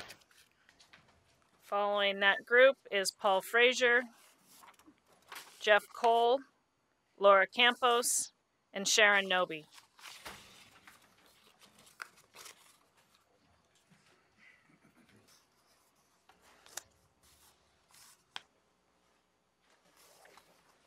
I'm guessing our missing fourth is Alex. So if Paul wants to come on up, that'd be great. Go ahead, Adam. Oh, was our missing fourth Adam? I guess so. Okay. Go for it. Who are you? Well, I'm Miles. I'm the Hi, last Miles. in line here, but Okay. if you want me to go first, I can. Go for it. Yes, definitely. Hi, Mary. How are you doing? All right. So, as y'all know now, my name is Miles. I just wanted to voice my support for the proposals put forward by Portland for Everyone and the Small Developers Alliance. In particular, we should be allowing 1 to 4 units on every lot in Portland, is my opinion. And I'm going to go into a little bit more as to why I think that is. So I'm a 7th generation Oregonian. I'm 23. My family is from Josephine County. They've lived there for over 150 years now. And you know what? I'm here in Portland now because there isn't any jobs or opportunity out in rural Oregon anymore. There hasn't been for a while. In fact, rural Oregon has been gentrifying for decades now. My family hasn't been able to afford land out there for a long time. Californians started moving out there and buying hilltop mansions before they started moving to Portland. I moved north about 4 days after I graduated high school for all those reasons. There's just nothing out there for us anymore. You want to go onto the Josephine County Jail website, look at the mugshots. It's filled with people I went to school with. Meth charges, drug charges, theft. Why?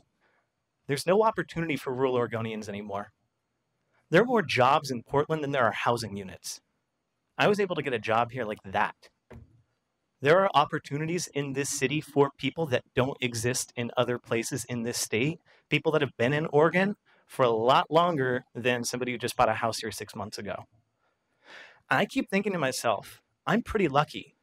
If they had the opportunity to be here, if they could be here too, maybe they wouldn't be suffering. I think we should all be fighting for as many opportunities for people to live here as possible, because if we don't, people are just suffering somewhere else. We have a great city. We should be opening up our opportunities to people. We're failing the rest of the state. We're failing rural Oregonians. And we built this city. Thank you, Miles. Go ahead. I'm not even going to try to guess All names. right. My name is Ashley Henry, and I am the Chief Collaboration Officer for a new nonprofit called Business for a Better Portland. We are a membership organization comprised of over 200 Portland companies that came together in 2017 to address some of Portland's greatest challenges, including housing, homelessness, transportation, and economic development. We are testifying today because we know that it is critical to the future of Portland's economy that city policies stimulate the development of market rate workforce housing. Already, our members are finding that it's difficult to find qualified workers for their businesses due to rapidly increasing rents. And as renters are pushed to Portland's outskirts, it is challenging to sustain entry-level jobs in the urban core. As our workforce is driven farther away from our business centers, people are forced into longer commutes and increased auto dependence, compounding our region's transportation challenges. So tonight you actually have the opportunity to address both housing and transportation challenges with your policy decisions. I would echo a lot of other comments about expanding housing options and including internal conversions, allowing internal conversions to the entire city, and also eliminating parking minimums. We ask you to consider the social and economic cost of failing to meet this goal. We recognize that you're on the receiving end of a lot of pressure from people who would like for things to remain the same.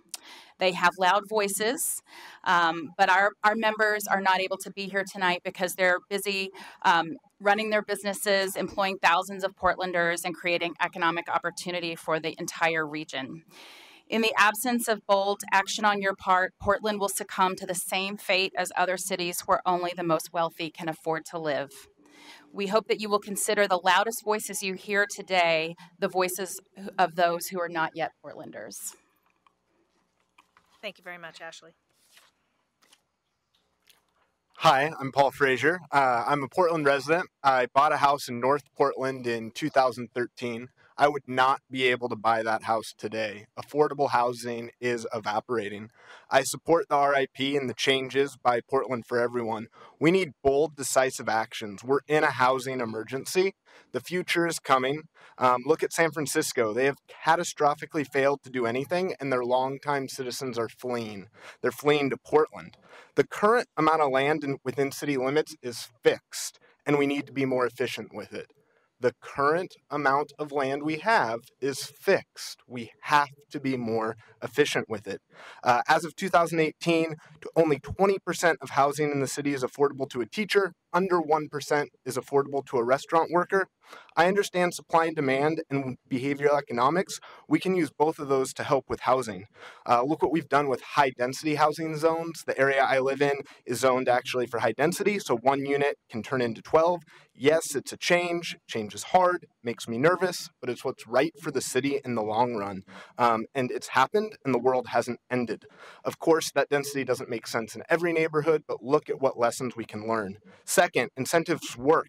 If you make it marginally more attractive to build duplexes and triplexes, you'll get marginally more duplexes and triplexes. If we're more aggressive, we give more FAR bonuses, we're going to get more units, and we're going to get more duplex, triplexes, and quadplexes. Let's use economics on our side. I support the changes by Portland for Everyone and challenge you to go even further. Third, don't get bogged down by parking. What's more important 5, 10, 100 years from now? Parks and housing or garages and parking lots?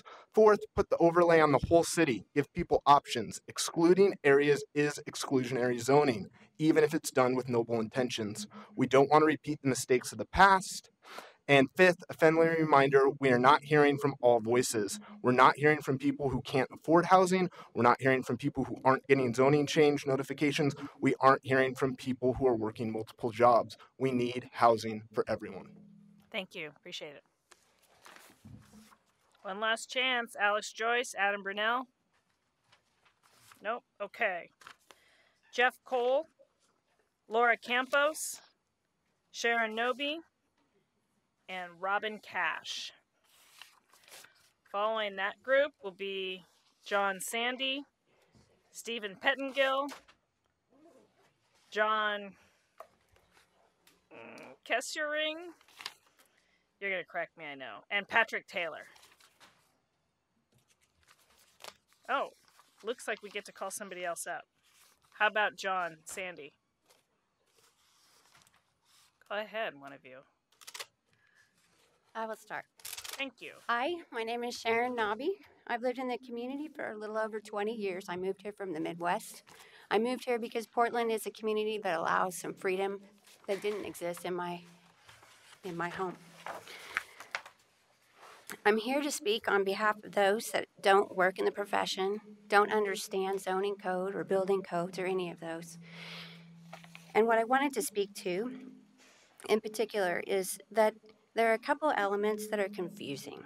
The FAR, while I totally appreciate what is being taken advantage of here and trying to do, get at square footage and volume. Coverage does that for us to date. There just needs some small refinement on those percentages. FAR is complicated. That's hard for a single family homeowner. There needs to be some help there. If we're going to proceed down the road with FAR, we're going to need some training and education, and we're going to need it in a very simple way. Next, I'd ask that we would look at beta testing this residential infill project. Small sections of neighborhoods, every neighborhood in the city, so that we can see the outcome of it. We tested things on Southeast Division, around just below 39th. We have high-density housing with no parking. It is frolicking. However, there are people who struggle with living there, neighbors that are significantly impacted by the influx of this housing. They're moving out. It's great. It has housing options for a lot of people, but we're struggling. Our services can't get there. Our trash can't get there. But yet, we're still delivering home services. Groceries are coming to our door. We're having more nuisance alerts and calls into the fire and police. While I appreciate density, we need to address how our streets provide safety for us, how setbacks also provide safety for us. And finally, visitability. Visitability is a Fair Housing Act and 2010 ADA addressed item. It's clearly defined as an element. Those of us who worked with accessibility understand what this means. What's written into the residential infill project is more, asking for way more than what it would be prescribed for a single family home. Thank you, Sharon. Appreciate it. Go ahead. Hi, I'm Robin Cash, and like Sharon, I'm not a professional. I don't understand all of this. I do want to say I work at Mount Hood Community College, where 1 in 8 students is homeless.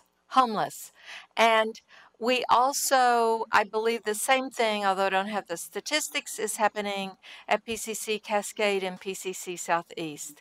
We have students that are working as escorts so they won't be homeless. So on the one hand, you know, we don't want to promote human trafficking, and the lack of accessible housing is doing precisely that. So pushing human trafficking. So I decided that we would build an ADU in our backyard to try to eliminate some, you know, just a teeny bit. Well, so these are some things I found out. I wanted to try to rent it for $300 to $500 a month. I just wanted the increase in taxes and insurance. That's what I'm trying to do. A very nice architect from Habitat for Humanity is trying to help me build something that will be affordable, that can be replaceable, that other people can do. I can't get a 30-year loan. I can only get a 7-year loan. I don't think I can. We're going to try to self-finance, but we couldn't even borrow $20,000 and rent it at this low price. I know that the city's waiving some development costs. Those should only be developed for people that are really going to make their house affordable.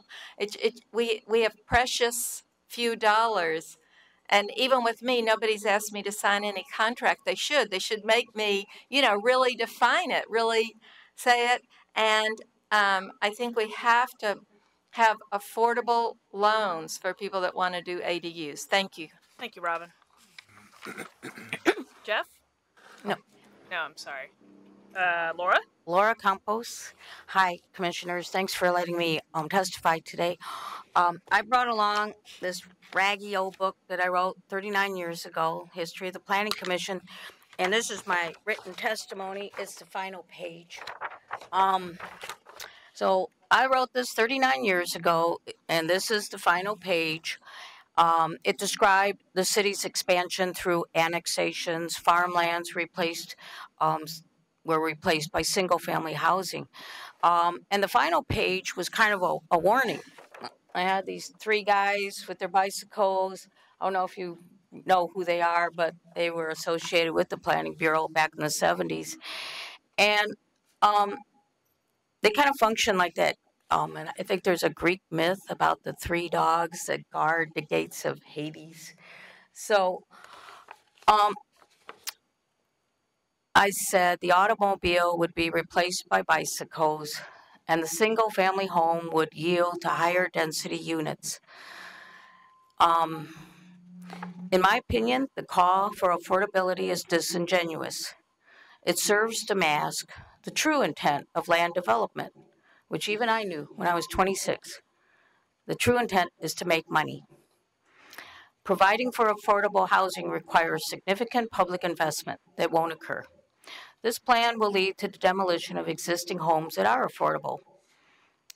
My proposal, we should erect a tombstone on this plan and engrave on it RIP. Thank you. Thank you, Laura. Good evening. My name is John Sandy. I'm a resident of Northeast Portland, and I'm a member of United Neighborhoods for Reform, UNR. While agreeing in concept that certain types of alternative or missing middle housing could help address some of the projected needs of Portland in coming years, UNR believes the current residential infill project proposal has gone beyond reasonable accommodations towards these goals. I'm going to talk and keep it simple specifically on one point. Specifically, UNR is disappointed in the proposed use of randomly distributed historical lot lines as a basis to rezone parts of the single-family residential zones. On one hand, the proposal has ignored the direction given by the City Council in December 2016. This lack of adherence to the expressed wishes of elected public officials greatly undermines the transparency and trust of the overall process of public input and accountability. In addition, even though the existing proposal has not rezoned all of the historical lots, the proposed action remains a poor excuse for a logical planning process and serves more as an opportunity to rid BPS of nagging legal interpretations around this, and I'm using BPS's words, artifact of history. The proposal's rationale for this rezoning misses the mark and is actually inconsistent with the comp plan. Since singular proximity to a transit route or city park in and of itself does not warrant nor match the comp plan's vision of rezoning for density transitions around centers and corridors. Finishing up, the proposal's lack of limited and focused planning actions, as well as its bias towards devaluing existing homes versus perceived need to aggressively level and redevelop broad portions of the existing single-family residence zones, puts too many viable Portland homes at unwarranted risk of forever vanishing from the city's celebrated streetscapes. Thank you. Thank you, John. Try one more time here. Jeff Cole and Stephen Pentingill, John Kesserling, Patrick Taylor.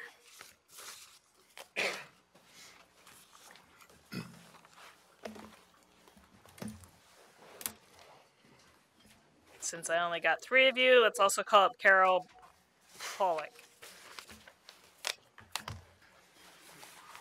Yeah, thank you. Carol, are you here? You guys are gonna laugh. I got one that says blank. I don't think I'm gonna call it blank. The next one is Steve Dixon. Go ahead, any one of you, since I don't know who I've got up and don't have up at the moment. I'll start. Thank you. I appreciate that. And your name, please? Stephen Pettengill. Thank you, Stephen. I've lived here a long time and lived all over the city. I'm here to promote community housing configurations that provide social networks that I think are very important for the people of our city.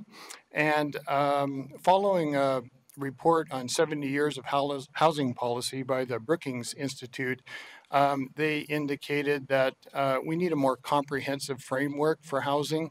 I think it's great that we have more quantity and affordability, but the challenges are more than that. Fannie Mae just had a grant initiative, and they called for high opportunity communities. and innovative strategies that we can have more density and a higher quality of life. I live in a community of 70 people. I can talk much about the benefits that I get from that. There are many. There's a report called the the epidemic of loneliness in our society and the isolation and disconnection that people have, and it's not just for seniors. It's a real issue, and it affects people not just mentally but physically. They say the effects are as much as obesity and smoking. It's a real problem, and I would like for our housing policy to maybe focus or at least identify properties that are suitable for these multifamily cooperative communities, which have all these additional benefits that I think would make housing economically viably and better for health and well-being and other purposes. Thank you. Thank you, Stephen. John? I don't know. John Kesselring. Hey, just real quick. Love, can I get you to start the timer? We missed it last time. I was watching, though.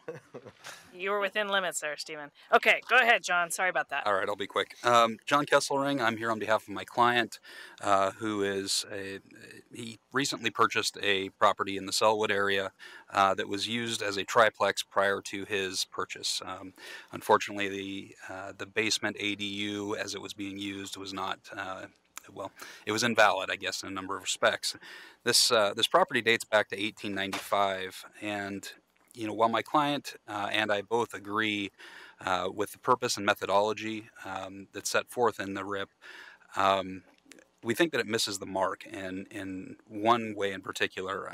One of the issues is, it sets forth this goal of affordable housing, availability of affordable housing, while at the same time not detracting from the historic character or personality of the neighborhoods. And as it's currently set forth, it only allows 2 ADUs with a house, for example, where one is detached. This particular property, it's a large house. As I say, it had a basement that was converted to an ADU, and so no matter how many thousands of dollars he spent to date to try and make this legitimate, he's been unable to do so. So he's left under the current plan with the unfortunate circumstance of having to build an ADU and change the character of this property that's 120 some years old at this point. So what we are asking for at this point is for reconsideration of the issue of the 2 ADUs attached to a house to allow them to be both internal, perhaps.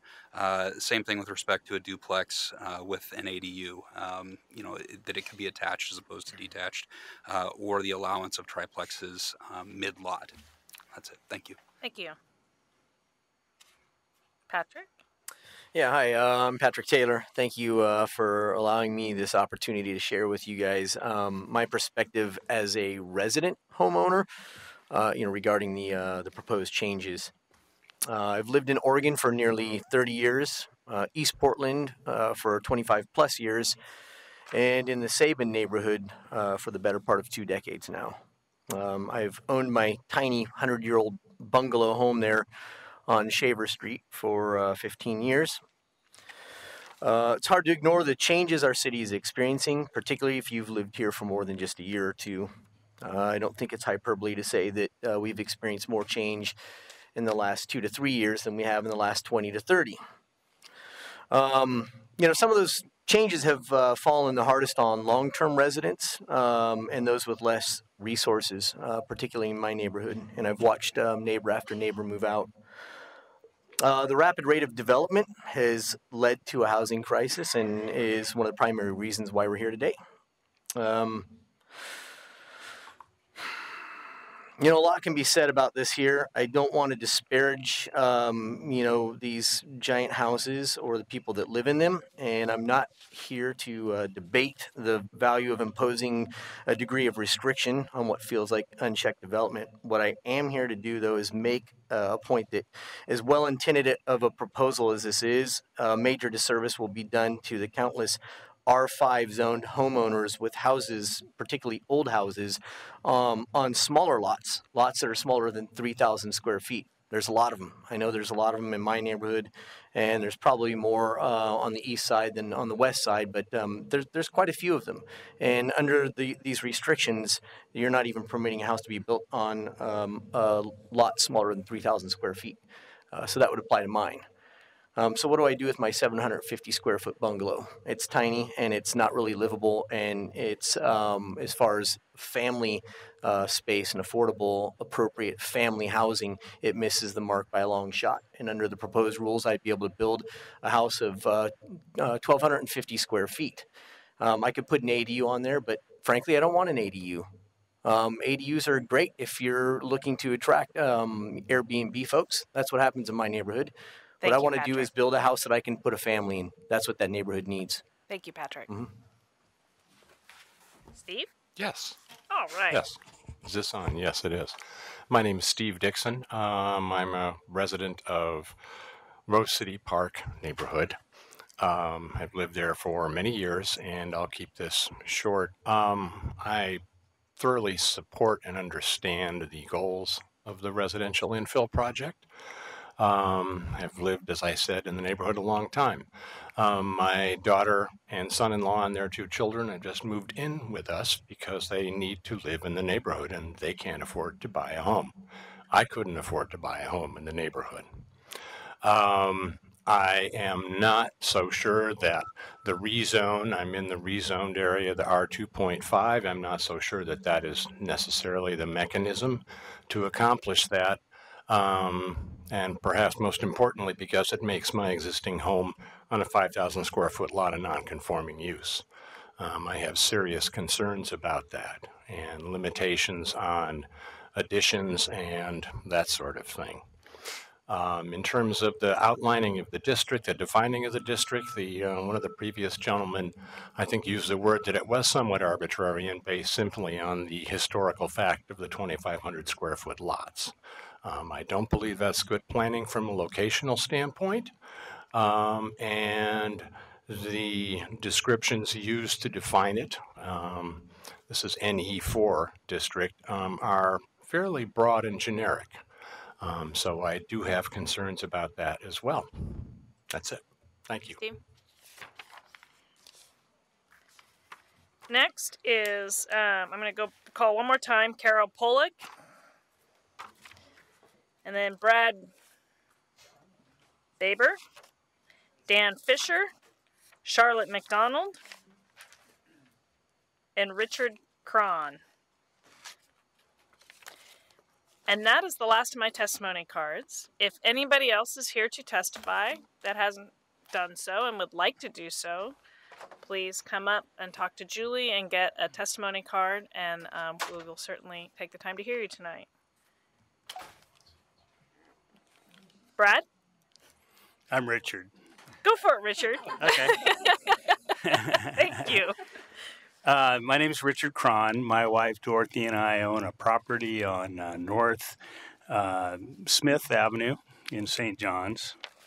We support the infill project.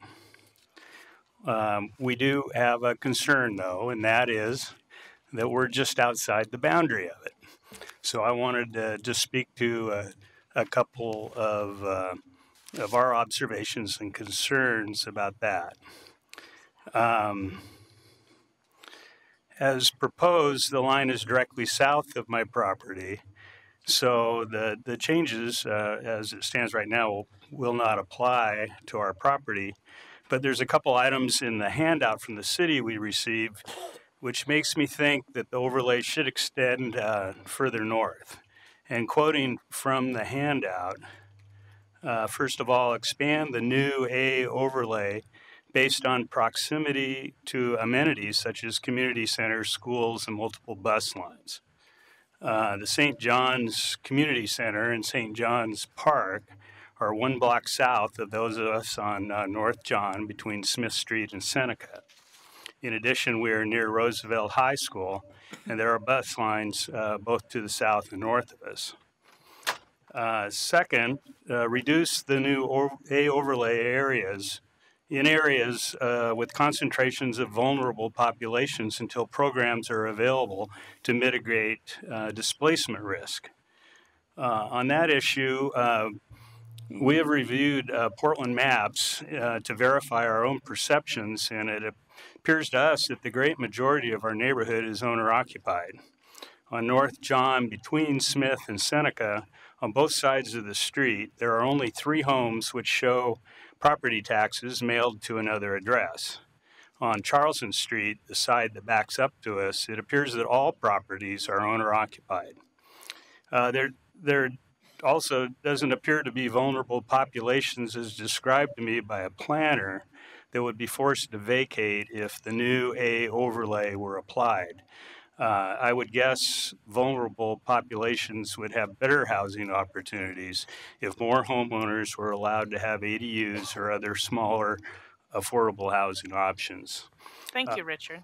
Thank you. Appreciate it. Go ahead. Hi, my name is Charlotte McDonald. It's actually an amazing coincidence I'm sitting here next to Richard because I'm also have almost the same point. Charlotte, could I interrupt you one quick second? And I'll give you a little extra time. If you could put the microphone up, it's hard to hear you. Okay. The way it's perfect. I am a neighbor of Richard. I live in George Park, and I looked at the beautifully drawn map and all of the overlay zones and the equity lens-based displacement zones, and I noticed that my neighborhood wasn't in it. And I thought, that's strange. I would really like to recommend that the Bureau of Planning and Sustainability use the tools that they use to analyze the rest of the city and look closely at my working class neighborhood where we are very much owner occupied. We have a beautiful amenities. We are close to Metro's Smith and Bybee Lakes. We are close to the big old bike path, and we're close to work. We're close to all the warehouse work and all the really good jobs out in the Port of Portland, Terminal 2, 3, 4, 5. And so we got excluded. And I think that it wouldn't take much to look at us and say that we actually fit in really well to an area to add into the proposal. I heard the same thing about areas out in East Portland, so I'm sure I'm not the only neighborhood that noticed this. But it's ironic that you're here at the same time. I think you can really tell that this is happening. So please look at George Park. My other point, because I wrote my notes here tonight, I didn't prepare a lot for this, is just that I really encourage the city to extend these opportunities to build more units. I've been here for 30 years. I'm a recent homeowner. I'm so proud to be a homeowner. I have space. I would like to build an ADU or convert my garage, which is actually affordable, because we're a diverse neighborhood. We want to encourage more diversity, more working class people to live where we live. We feel like it's a great neighborhood.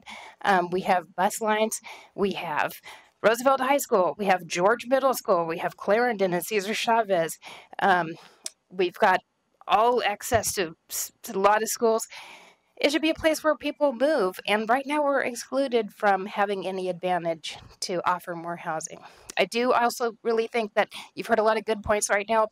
This could be localized. The idea of pegging development to a ratio of what exists there, so it isn't like giant things being built where a lot of small things. That percentage idea of it should only be within 20% bigger, than what's there. Thank you, Charlotte. Appreciate that. You're welcome. Looks like Julie's bringing me on. I'm going to call one more time. Dan Fisher, Brad Baber, or Bear if I'm reading it wrong. Brad, if you want to talk and you're here, you should come up. And then Susan Lindsay.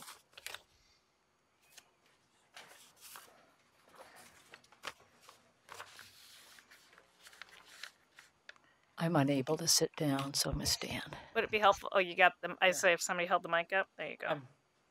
I'm used to standing. Thank you, Susan. By this point. Hello. Dear Planning and Sustainability Committee members, first and foremost, thank you for your service.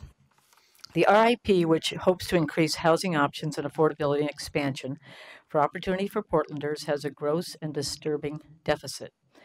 The Portland West Hills, Portland's historic and current power base, its centuries-long bastion of wealth, status, and influence, has somehow been excluded from this effort to expand housing options, increase access to close-in central city amenities, and to reshape the city by allowing for more widespread diversity and affordability. How can this possibly be? Despite the area's proximity to magnificent parks, downtown museums, and businesses. Despite the best public schools in the city, Ainsworth, Healy Heights, which feed into Lincoln and Wilson High, despite large houses which are easily subdivided into duplexes and triplexes in large lots which can support ADUs, it's been excluded. Reasons given: no frequent bus service. It's true. Rich and privileged persons seldom ride the bus. And we want to support this? Bus frequency can be increased with increased demand. And what's wrong if persons with less means than others actually have a car? 2, landslide potential. This plays into pure ignorance. Scores of homes in the West Hills are on perfectly level lots. And despite that, they're also on top of bedrock, which is far safer than the fill areas down by the river where much of the infill has been placed. In a large earthquake, we know a fill turns into liquefaction. And can you imagine the city of San Francisco not allowing density on its hills? It's ridiculous. Also, distance to centers and corridors, as if downtown, Hillsdale, and Northwest shopping and parking districts are not close. They are. They're right there. For a city and planning bureau which is supposed to apply principle of equity to all of its policies, somehow this lens has gotten fogged up here. And excluding the West Hills is simply unconscionable. Through this exclusion, the plan shows itself to be at its core a squeeze on the middle-class neighborhoods, a denial of East Portlanders to expand opportunity, but most of all, a total dodge by those with the most wealth, power, and influence in this city. Either bring in the West Hills and increase access to this beautiful and close-in area, or agree to co-sign to continued government-sponsored economic and racial segregation in this city. Thank you. Thank you, Susan. Is there anyone else left in the audience that would like to testify? I'm not seeing anybody. So I think we will call that for tonight. I'd like to thank everybody who came tonight to provide testimony. This hearing will continue to next Tuesday, May 15th. It begins at 5 p.m. It will take place in this room. The written record will remain open until May 18th at 5 p.m. Thank you. We are adjourned.